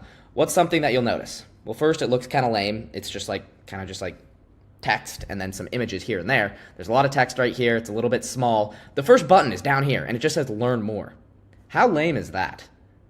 So we wanted to reconstruct this whole thing and like what this email is about, because they offer a free trial. You can literally get a Whoop sent to your house for free and try it out. And then you don't pay until after like the first month. I believe it's the first month. And so we want to make our call to action show how much value this is. So we changed this email to talk about the free trial, because that is our offer. That is what you get when you buy our product. So we want to feature that. And then we just made it more fun with the copy. That's not on the copy. That's not on the design side, but this is copy. So doing something, instead of being like, we're not like other wearables, we made this when like the Kendrick song, They Not Like Us, was big. So played on that. They Not Like Us, their fitness tracker, we're a performance partner, yada, yada. Use your free, get your free trial with Whoop today. Start free trial. Boom. Then we actually show what the product is like, what the app is like, because that's what people care about. And then we pretty much just showed what they were showing in a different layout. It just flows a little bit smoother. We have the background change right here in this infographic. I found that it's harder to read when your eyes are going back and forth. We prefer to stack. And then we end with the free trial right here. And then of course, in the footer, we shop by category, accessories and memberships. We want to give people options to browse further if they didn't find what they liked in this original email. And so we moved this button way up at the top. We adjusted some of the copy. You can see this hierarchy right here. It's super simple to see. Right when the person opens the email, they have something to click and there's a clear value proposition. And then we just clean this out, made it a little bit immersive so it's not as flat like right here by having this section go over, having the phone go right here. And this just makes it super clean and a lot more immersive for the customer. So that is Whoop. Now let's go to this next one. So this is Aloe. Aloe, it's pretty much like a Lululemon fitness clothing. So this was a site abandoned email. So this was if you go to the website, you don't view any products, and then you leave. Okay, or it's a collection. It's a collection. So this is what happens when somebody is looking at tops. And so this is the email that you receive. You'll see there's a weird thing going on here with light versus dark mode in the email, which happens when you use Klaviyo or whatever email sending provider sections. We don't like to do that because in light versus dark mode, it's going to give you a ton of different stuff because for different users in their inbox, their phone is on light mode or dark mode. With Klaviyo or in-text HTML sections, it's going to alternate the colors. It's going to mess up your email. And actually, a lot of people think that you can't do full image emails, but you can. We do over $10 million every single month with pure image-based emails. I don't know who started spreading this propaganda that you can't do image-based emails. You quite literally can. And look at all the top brands, and a lot of the top brands crushing from email. They're doing this. Trust me, I've tested this. You're totally fine doing full image-based emails. But you'll see right here, trending tops, a couple things that stand out. There is no button in this whole email. You have shop women and shop men up here at the top, but we never want those to be at the top because that distracts the customer right at the beginning of the email because that's not what the email is about. There's no clear buttons. For each of these individual products, we need to have individual shop now buttons so the customer knows that they can click that item. You'd be surprised. That has an impact on clicks. You want to make sure you do that. And then you want to give people a general option like shop all tops. What happens if the person viewing this email doesn't like any of these tops? They're just going to leave. But what if you finish with like a general like keep browsing or something like this, like shop all tops? We always want to finish our product sections with further browsing if you have more products. So what we did here, we made this just a little bit more designed, made this during the winter time. And so we used like this winter background. And we said, serve in your new top. These deserve a second look. Grab your new piece. You deserve it. Big button right up at the top of the email. That's going to be a theme because that is what high converting design is. That's a fancy way of saying put big buttons throughout your email and put one up at the top in the hero section so the customer sees it right at the top. That is what high converting email design is. And so what you can see here throughout this email is look at how this flows. See, we used a transition, a little gradient down here, transitioning from the white snow into the white background behind this product section. It makes the email very immersive. It makes it easier to scroll. So that's what we're doing here. And then we feature some trending tops. We make it a little bit cooler than just like plain products. And so we have like these little outlines in the black and white. Shop now, we changed the product grid to doing like one layout, two layout. This is what you need to keep your customer scrolling and keep them engaged with your emails. Because if they see this is boring. This is a little bit more, it releases a little bit of dopamine in your head. Then of course, finish with shop all tops. And then of course, finish with shop by category buttons in the footer in case somebody might not be interested in a top, but they might because like they scroll to the bottom, they don't like these tops, and they're like, I just bought a top from Lululemon. Shop by category woman, maybe I could go for some aloe. Click on woman, and then boom, they can start shopping. That is what we want here. There's an abandonment email. Address the abandonment in the call to action right here. Perfect. That is aloe. Now let's go to right here. Birkenstock, boomer brand. Birkenstock is just stuck in marketing to 50-year-olds. Meanwhile, a lot of their sales right now are coming from the younger audience, so we want to appeal with that design style. There are a couple things wrong here. You never want these navigation buttons up at the top of the email. Like I said earlier, when you open your email and you look on your phone, this is all you see and it's just distracting. There's so much going on. All these call to actions, decision fatigue in humans. You're much more likely to bounce. That's why we always put the navigation buttons at the footer when the person could potentially be ready to browse. So we put these in the footer down at the bottom after somebody has viewed these products and then they don't like what they see. Keep it super simple right when they open the email. So this was an upgrade, leather weather. Then right here, this button's super small. Want to make our buttons a lot bigger. You can see just the big difference here. The bigger the button, the higher the clicks. That's another principle of high converting design. And so we have a big button right here. I like how they have individual shop now buttons, but they're very, very small. We want to make them a lot bigger and clear. Make sure that they can see this. It looks like this got messed up when I brought this. At the very least, we need to underline the product section, which is what we did here. I want to show a variation of us not having clear shop now buttons, but you can actually underline these products too, and it doesn't have an impact on click rates. So you can see it's just a super simple product grid, not very immersive of an email, super flat, and just not very fun. And so what we did, leather weather, this was a fall email, and so we made it fall vibes, brown right here, and then we feature the product. You can see the immersiveness right here. This is what she's wearing. Big button up at the top. Make it immersive over this section to help it flow into this white background down here. Feature the different colors here, which we like to do for our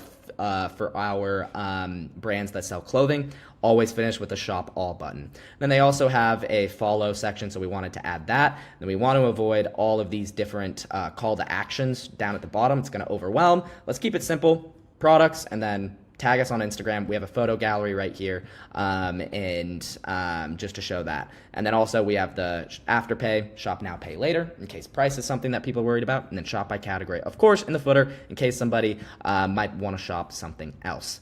So there's the before and after for Birkenstock. Now, let's rock and roll over to a fun one. We have Rare Beauty. So this is Selena Gomez's brand. And again, this is another instance of you'd be surprised how much you see these big brands mess up. I received this email in April. There's a block right here for the Cyber Week event. What is going on here?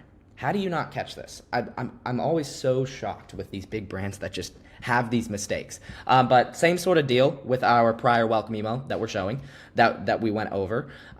We want to give the offer super clear, right in the person's face. You have 10% off your first order of $30 plus. Here's your discount code. Go shop. The person might not want to read all this BS. Look at how small this discount code is. If I'm receiving this email, people aren't reading your emails. They're not going, I created Rare Beauty because I wanted to challenge. No, they're skimming the email. And if you don't hand them a click and you don't hand them the information and the discounts on a silver platter, they're not going to click and they're not going to engage. This is me handing the click in the sale on a silver platter. The person signed up for their discount code. Enjoy 10% off. Here's your discount code. Go shop. Right when you open the email, rather than going through this and then I'm like, oh, where's my discount code? Cyber Week, what's going on for Cyber Week? And then you're worried about this bunch of stuff, and then the discount code is right here.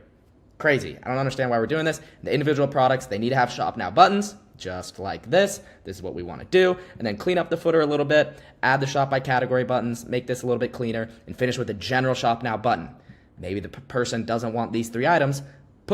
Give the option to shop other items right here.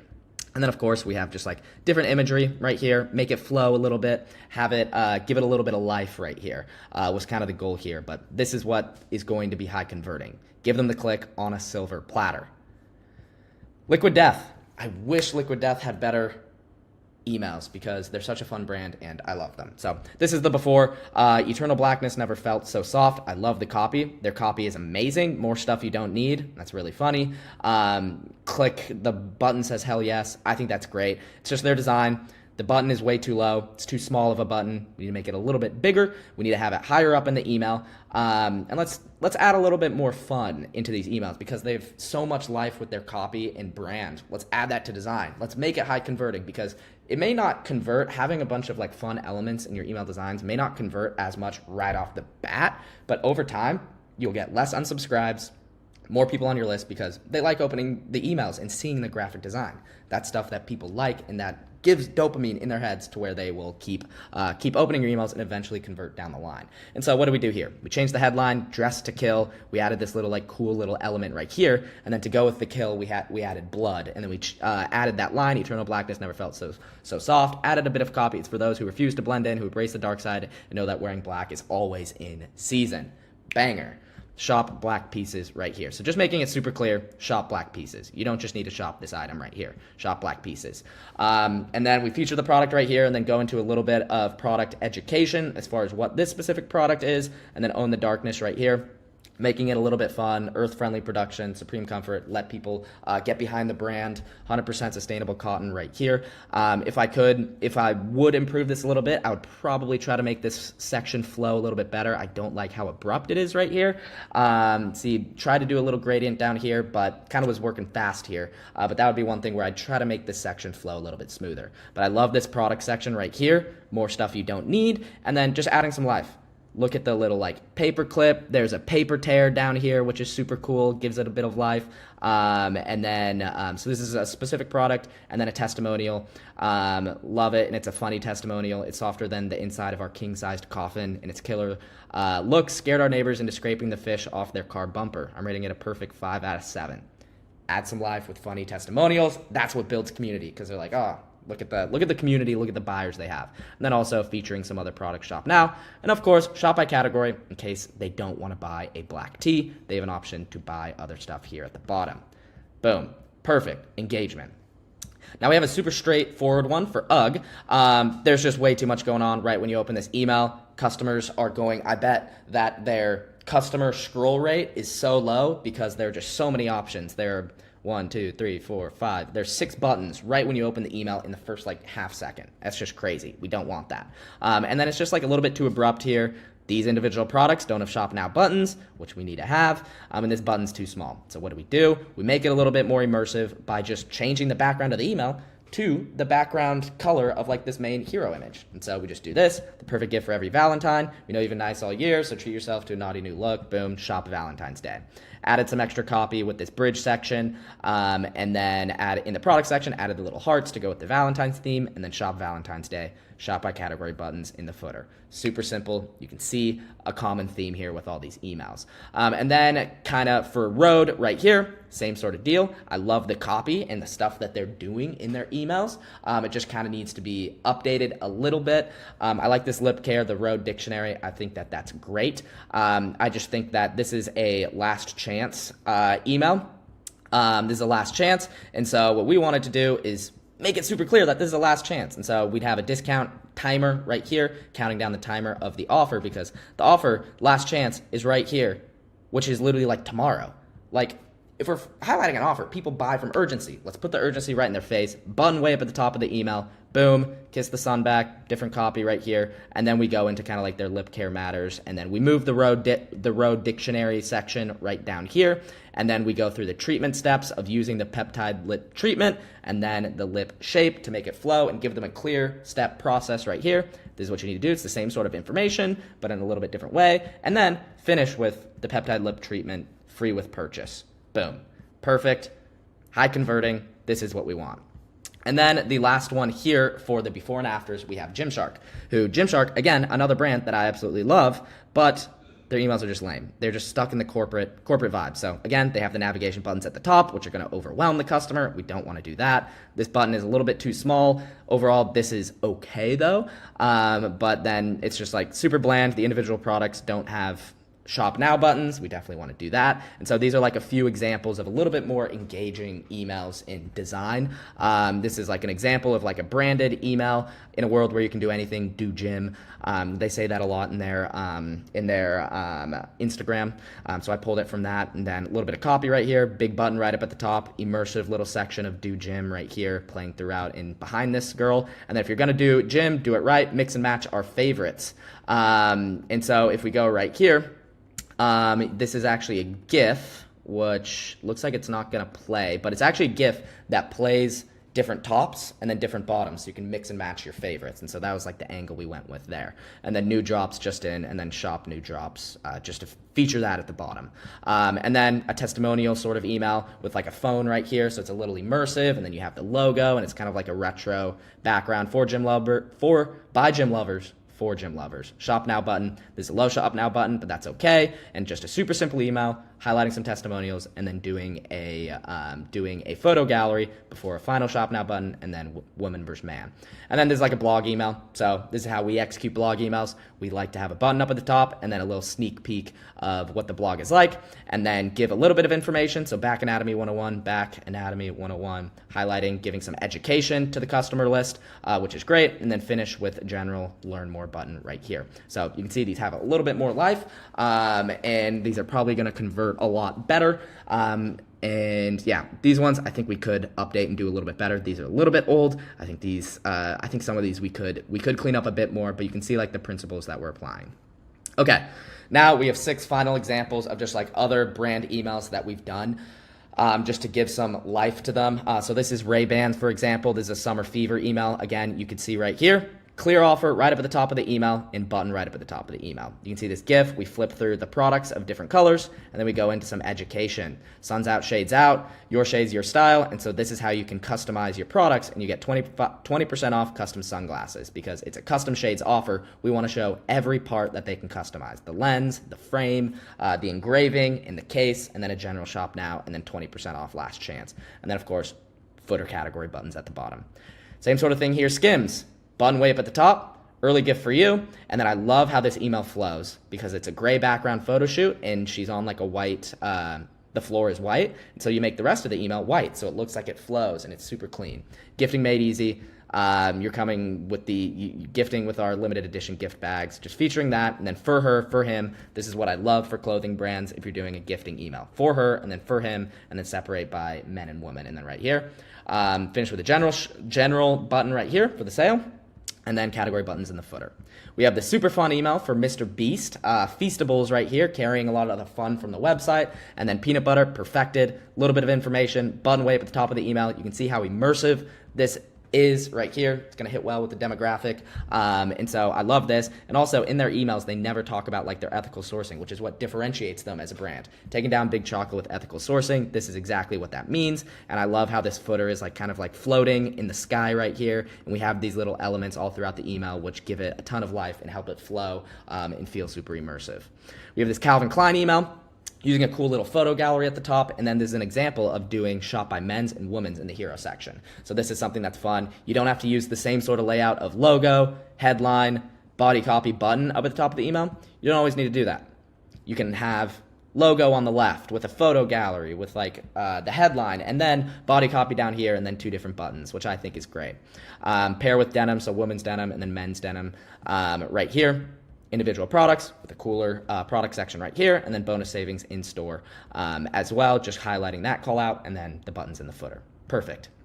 Here's a Stanley email, Valentine's Day sale, super clear email on Valentine's, just button up at the top, here's the discount. You still have time. Anytime you're highlighting anytime your sale is ending, you want to call out the day, especially if it's coming up. So I like the circling it right here that we did on the design side, making it a little bit fun that this is when it ends. And then I like it, make your list, check it twice, order it now. I thought that this was fun. And then a product section with the check marks, not as high converting because there aren't individual shop now buttons for this section, but I just think it's super fun and you can mix this up every now and again. Then again, footer buttons in the footer. And then lastly, New Balance right here. I think that this is cool if you want to push people to SMS, men's upcoming launches, custom font right here, bring it some life, and then the different products releasing, sign up for SMS reminders, and then also featuring past launches that you do.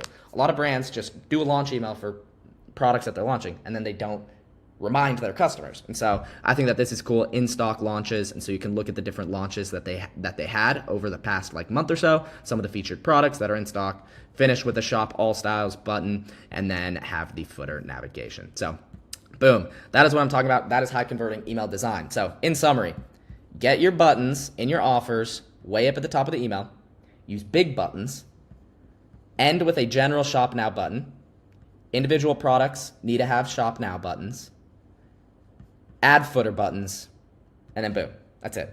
And then make your emails immersive when you can, have some fun with it, and boom, that's high converting email design. That is what you need to know. Hopefully that helped you visualize it in exactly what I'm talking about in these videos and what actually matters for getting people to convert. So I have this Klaviyo account right here, and we're going to be going through in depth exactly what we changed and what we're doing. But just to show in terms of like the results of when we started working with this brand, which was in October, we can see the total store revenue right here. See, total store revenue is up 70% in this past 12 months. And email marketing revenue up 226%. And this blue bar right here is the email marketing revenue. You can see what it was like before us. And then after us, jumping from like $100,000 a month-ish to around the $200,000 per month mark. And this doesn't even show SMS. Here we can see what the SMS results look like, and this is in the platform attentive. You can see the difference in revenue over time at around that mark when we started working with them in October, September. So let's get into the actual strategies in the accounts. So this is the past 30 days email marketing revenue, $212,000. And then SMS $287,000, coming out to a total of $500,000. So this is me, I'm Max, the founder of Wellcopy, email marketing agency. We've generated over $100 million in attributed revenue in the past 12 months. So if you want to know more about me, there are my different social media profiles. So the first thing we want to focus on is actually not about email and SMS. It's actually with your sign-up forms and your list growth. I believe that the number one most important part of your email marketing and SMS marketing strategy is your list growth, because it's so easy but such high leverage. Say you could double the amount of people joining your email and SMS lists, you will be able to double your email and SMS revenue over the long term. It's that simple, yet so many people just throw up a templated pop-up form and hope that they're growing their list. When in reality, every single day you are letting people slip by and you are losing revenue just by not making these couple tweaks, which we did for this brand. So exactly why do we want to focus on sign-up forms? It's because people just aren't ready to buy when they first visit your site in 2025. And so without a pop-up form, you're just left with only a few bucks from the people who are ready to buy on your website right then and there. The other people will leave and just never come back. You're paying all this money on ad traffic, they're going to your website, maybe you'll get a good ROAS here, but most people are just going to leave. But a high converting pop-up will allow us to capture the folks that we paid so much money to acquire, even if they aren't ready to buy right now. We're able to then educate them through email about why our brand is different, and then convert them after we have their trust and their objections have been addressed. So rather than just letting everybody leave here, we can at least still get this return, but get more out of our website traffic to then send them emails and text messages and create a much higher ROI. And so these were the results that we did over these forms, and I'm going to show you exactly the form strategy and list growth strategy that we used, but we've absolutely transformed everything. Through meticulous A/B testing, we took their form conversion rate from 4%, which isn't bad, that's around industry average, to now we're converting 16.9% of their website visitors into email subscribers. That is a 4x in their email list growth, 4 times the amount of people they're getting off of their ads, and 4 times the amount of people that they can then educate over email to get them to buy. So what we get is around 17,000 to 30,000 new email subscribers per month, and 8,000 to 12,000 new SMS subscribers per month. And their acquisition revenue from these systems being around $200,000 to $300,000 per month, which you can see here with these analytics in the sign-up rate over just the past 30 days. So as far as the strategy, what exactly are we doing? In 2025, we can't just do a basic, just enter your email for 10% off sign-up form. The customer is bored of that and they have ADHD. They need interaction and they need ways to get them out of their zombie-like scroll state. So what we do is we use a survey form using the platform called Alia. If you say I sent you, you can get 10% off, but essentially it's a pop-up form software which allows you to create immersive and high converting sign-up forms just like these. So why would we do something like this where we're asking a question before we ask for somebody's email address? It seems counterintuitive, like adding an extra step for the customer. You'd think you want to remove steps for the customer to get them to enter their email. But no, we have a couple psychological reasons that this form gets customers to convert at a higher rate. First, low barrier to entry. It looks like somebody just needs to answer this question in order to get their discount. And so they're much likely to interact with this first step. In fact, we're getting over 50% of people to interact with this first step. And then what we have is the customization bias. Humans tend to convert better when they feel that they are getting a personalized product or service. So right here, when we're asking somebody, hey, what problem are you trying to solve? Then they know that we're going to know this information and be able to get them custom products and actually address their exact needs. This also is commitment bias, which is how humans tend to follow through on actions once they start a process. So in this case, somebody's answering this first question. So they're going to answer what problem I'm trying to solve. Say I'm trying to fix my scars. And then the next step of this form is it's asking for the email address. So they are much more likely to enter their email address off of this because they already acted on this first step. Somebody clicks this first step and then it's asked for the email address. And the person thinks, I've already started with the process. I might as well just enter my email. And then after that, we say, enter your phone number to activate your discount. And that plays into it even more. And it's also novelty bias. Humans are much more likely to engage with things that are new or they haven't experienced before. Customer just hasn't seen these types of forms right now. Now give this a year or so and people are going to be worn out from this form and we're going to have to try something new. But right now, this just works exceptionally well. And so for this brand, for example, our welcome discount, we tested % off versus dollar off versus a mystery discount. This is a super high leverage A/B test, is to test your different offers. So you can see for this brand, it's 15% off. What I would do is I'd test 15% off versus something like $10 off. This brand right here, you could say you've got 21% back. So it's doing cash back versus 21% off. You can see the discount is really weird. It's 21%. They probably tested 21% versus 20%. For some reason, people just interact with 21% more. So make sure you A/B test your offer. We started off with doing % off for our brand. We tested a mystery discount. We texted dollar off, and dollar off was the winner. And that's what we're currently running to have 16.9% conversions. So that is the list growth, 4x in the growth right here. And that just made our lives so much easier so that we can convert these people with our actual emails, which is what we're going to talk about first, which are these automated flows. So let's talk about the email flows that we set up. Email flows are the automated emails that are going to fire for a customer based on an action that they take. So when a customer does something like joining your email list or abandoning a cart, then we can fire custom emails for the customer and give them the information that they actually need to buy. These are essential because they allow us to send this custom content based on where they're at in the customer journey,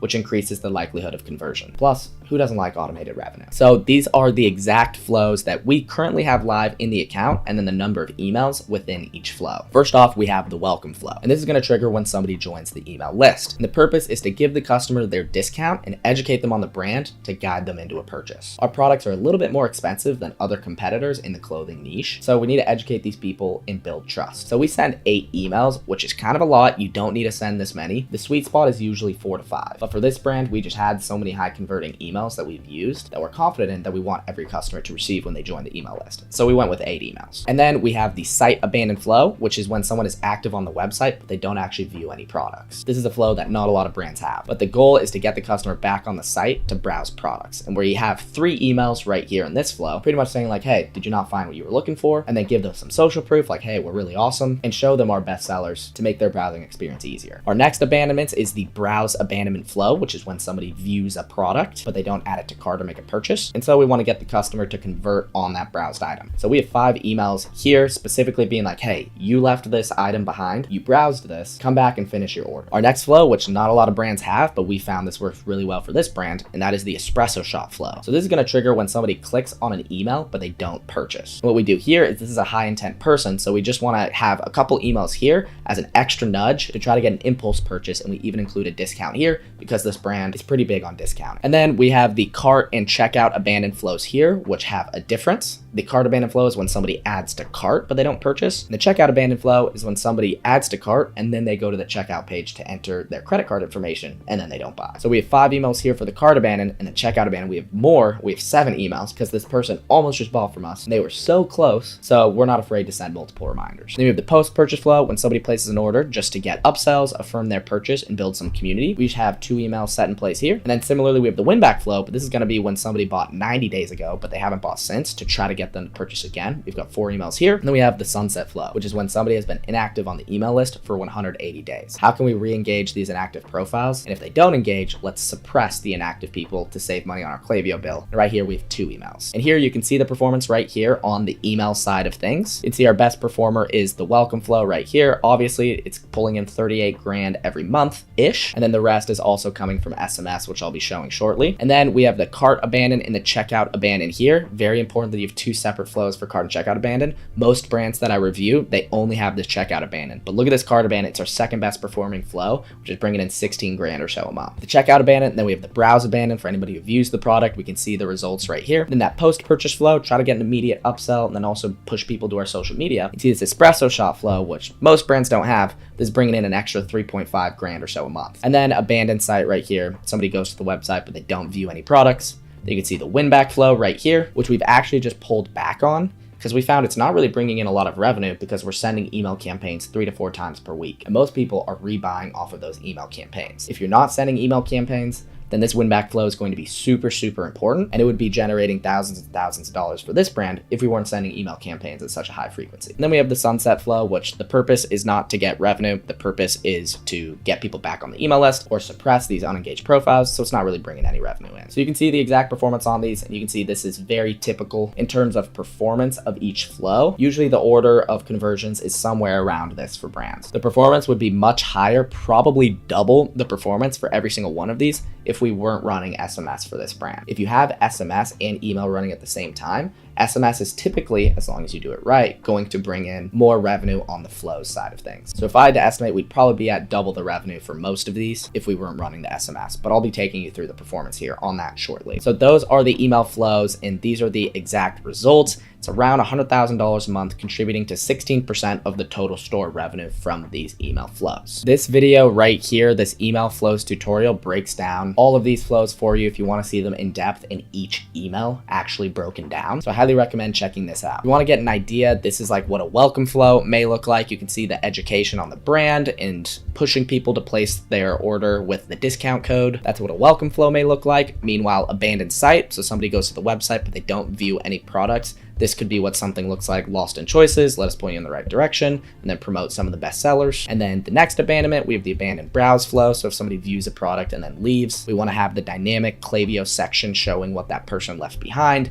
mixing in some social proof, some unique selling propositions, and if you want to add a discount, you can. And then abandoned cart and abandoned checkout. For our brand, we have different strategies for cart and checkout, but if you're short on time, you can make them the same. You can see forgetting something, the dynamic section, have some icons and a little bit of social proof right here. You can see, again, some more education here, mixing in some text-based emails right here.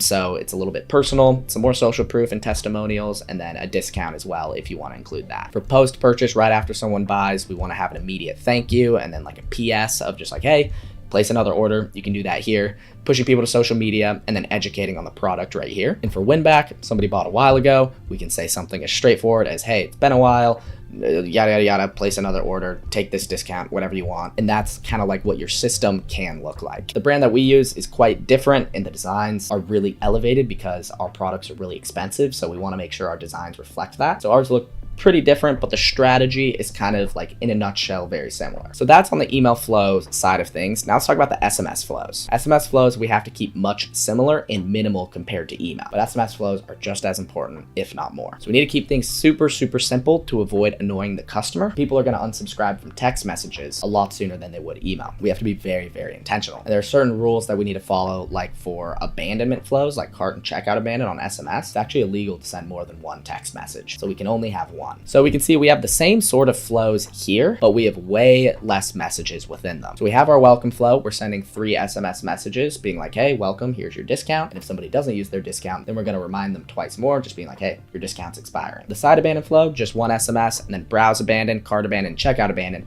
These are all going to have 1 SMS as well. We have 2 text messages for the win back flow. We actually have a back in stock flow right here as well, specifically just for SMS, because for this brand, we're only gathering their phone number when somebody requests to be notified when an item is back in stock. And then here are the results. We can see the revenue for each one. I'll break these down, but we're currently doing around $150K a month, contributing to 24% of the store revenue. You can see we changed welcome flows right here. So both of the welcome flows are right up here. You can see they do just over $100,000 a month just with that welcome flow. And that's what having a really good pop-up form can do to you, because you have a lot of people entering in here. You can see we had 2 cart abandon flows here, which are bringing in different amounts of revenue because we changed this as well through the month. And we have the checkout abandon right over here. And then our 2 browse abandons, which you can see right here. You can see the conversion rates and everything, the average order value, the revenue per message. But this, again, is pretty typical, and these KPIs are pretty solid and probably what you're going to go for. You can see super high unsubscribe rates on the welcome flow right here. That's pretty typical because people will sign up to the SMS list, get their discount code, and then immediately unsubscribe. So it's not too out of the ordinary. You can see the different conversion rates here, which is going to be after somebody clicks. I know people always worry about click rates, and so these are pretty typical click rates that we can shoot for. Those are the exact numbers and how they're performing. Those are the automated messages. Now let's actually talk about the campaigns. So the campaigns are the one-time emails and SMS that you're sending to the list, such as if there's like a Memorial Day sale, you're going to send that to people at a specific day and time. Whereas flows you set live, and then they're automatically going to be sending as people complete that action. So let's talk about the email campaign strategy right off the bat. What is the strategy that we're doing for this brand? So what we're doing is we are sending 3 to 4 email campaigns per per week. This is so we can stay top of mind and maximize our inbox visibility. Now, some people might be like, oh, that's way too many emails. But look at the top brands, Aloe, Dr. Squatch, Ridge, Viore. They're sending emails on average 4 to 7 times per week. And if these brands who are at the forefront of all marketing trends in the game right now are doing this, then they probably know what they're doing. To be safe, we like to send 3 to 4 email campaigns per week. If you think that's too much, just run it for a month, review the results, and I can almost guarantee that the results are going to be better. As far as the content, we're leading with value, not offers. We want to build trust and increase our long-term conversion.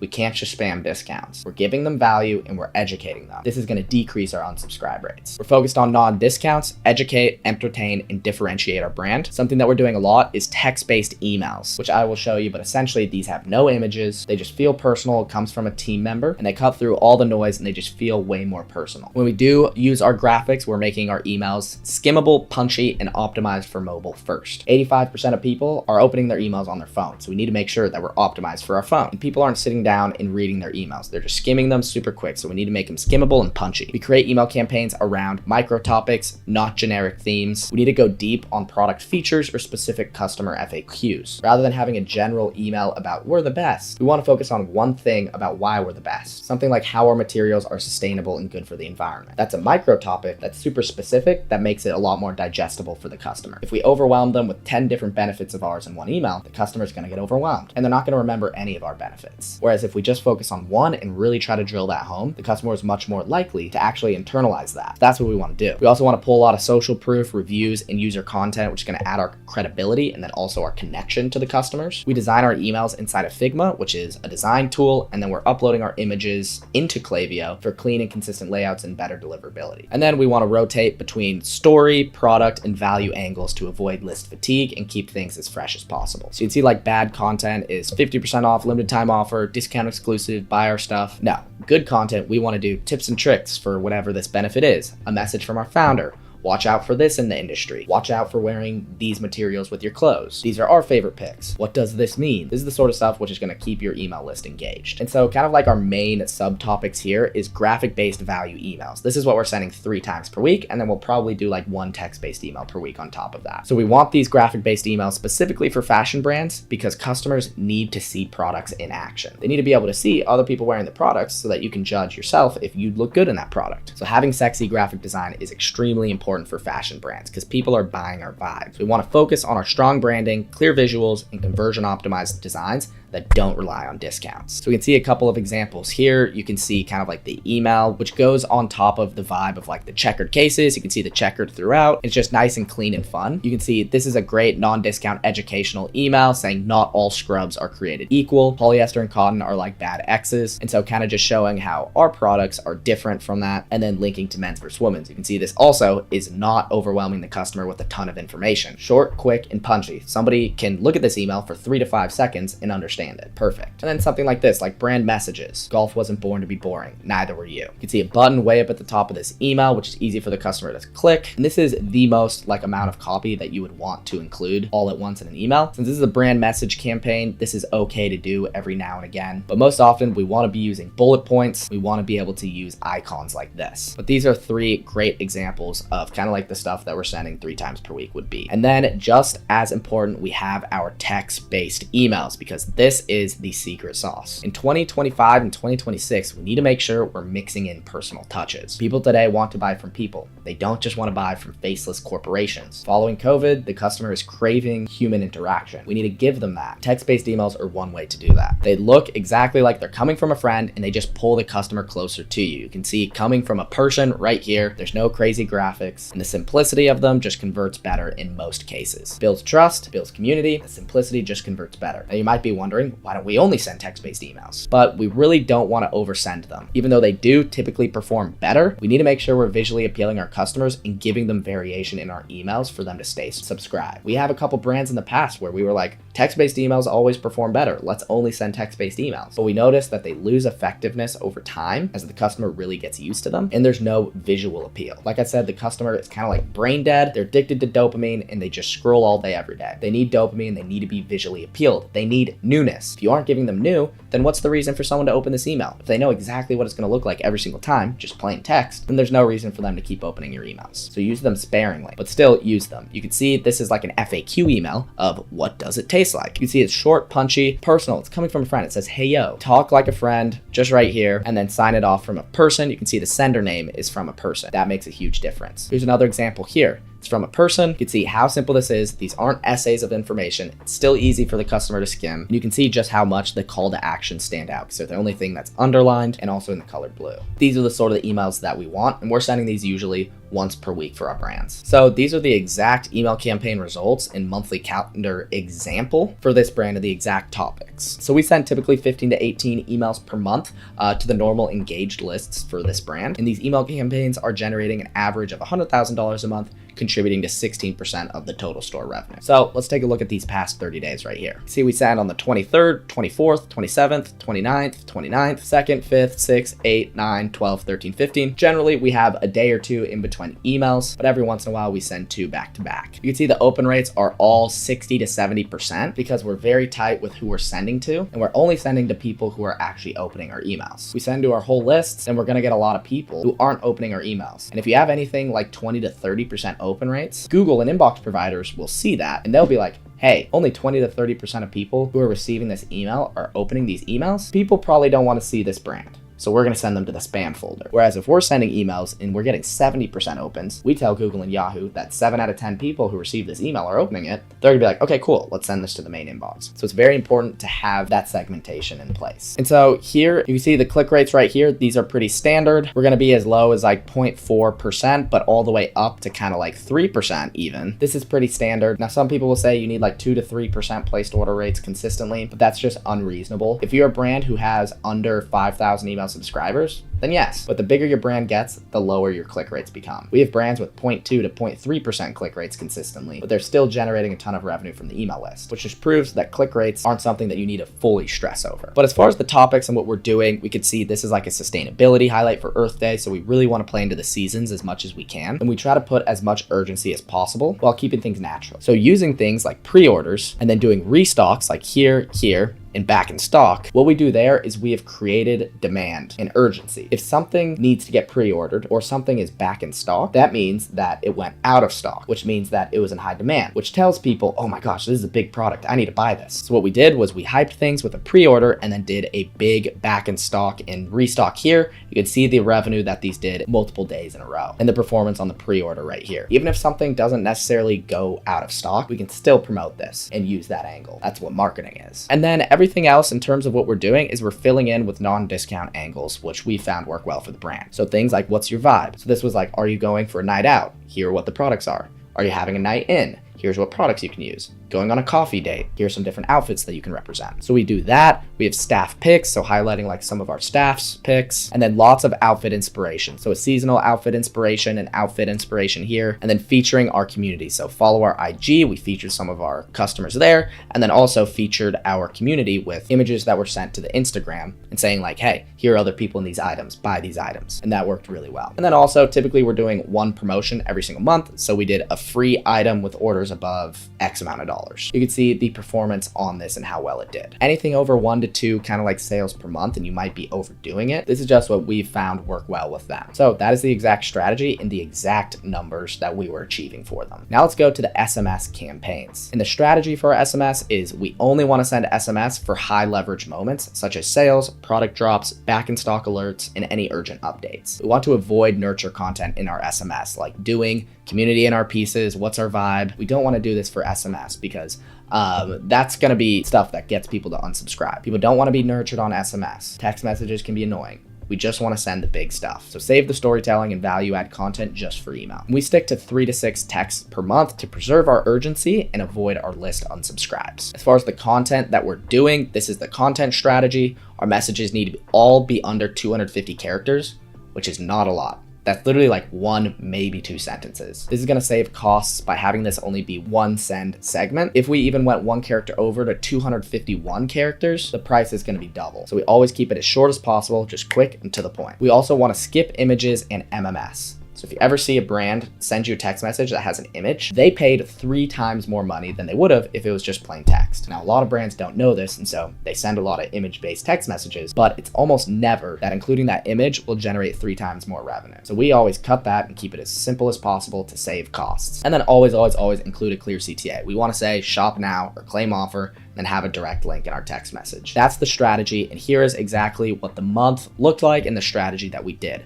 We're sending 4 to 6 SMS per month for them and just sending to our normal engaged lists. And these campaigns, just these 5 right here, contribute to 16% of store revenue and $100,000 every single month. You can see all of these were big announcements with urgency. We did a collection highlight saying, hey, this collection is going fast. We did the restock right here. So 2 different restock SMS messages. We have the offer SMS that we sent, and then the pre-order collection email right here. You could see the collection going fast was like the only one that wasn't like a big announcement, like, hey, a restock. You could see the performance was the worst on the month at 12 grand. Meanwhile, the restocks like this and the pre-order and then the discount right here all had at least 50% more revenue. You could see the click rate as well being much lower. So this is why we only want to have SMS for our big events. So that was the email and SMS campaign strategy. Let's get into the overall results and lessons. Here was the total store revenue, which I showed you over time. You can see the jump in email revenue right here. In email marketing past 30 days, $212,000 contributing to 33% of the total store revenue, and then SMS $287,000 contributing to another 35 to 40% of total store revenue, resulting in an average of 65% of this store's total revenue coming from our emails and our text messages, with over $500,000 a month coming in. What are our lessons? Number 1, you want to dial in your pop-up forms to explode your list growth and the amount of people that you can market to. We need to be sending 12 to 18 email campaigns per month, sending at that volume and using non-discount angles, using both graphic-based emails and then also mixing in some text-based emails. We need to send 3 to 6 SMS campaigns per month, solely focused on big events and no nurture, setting up our core flows with email, making sure we have 3 to 6 emails per flow. We can't just make them one email, and then set up our core SMS flows with 1 to 3 SMS in each flow. And then of course, test. Our results were never like this the whole time. It's about optimizing and learning over time. And so if you want us to do this for you, if you're a 7 to 9-figure e-commerce brand, book a free discovery consultation call and we'll see if we can do this for you.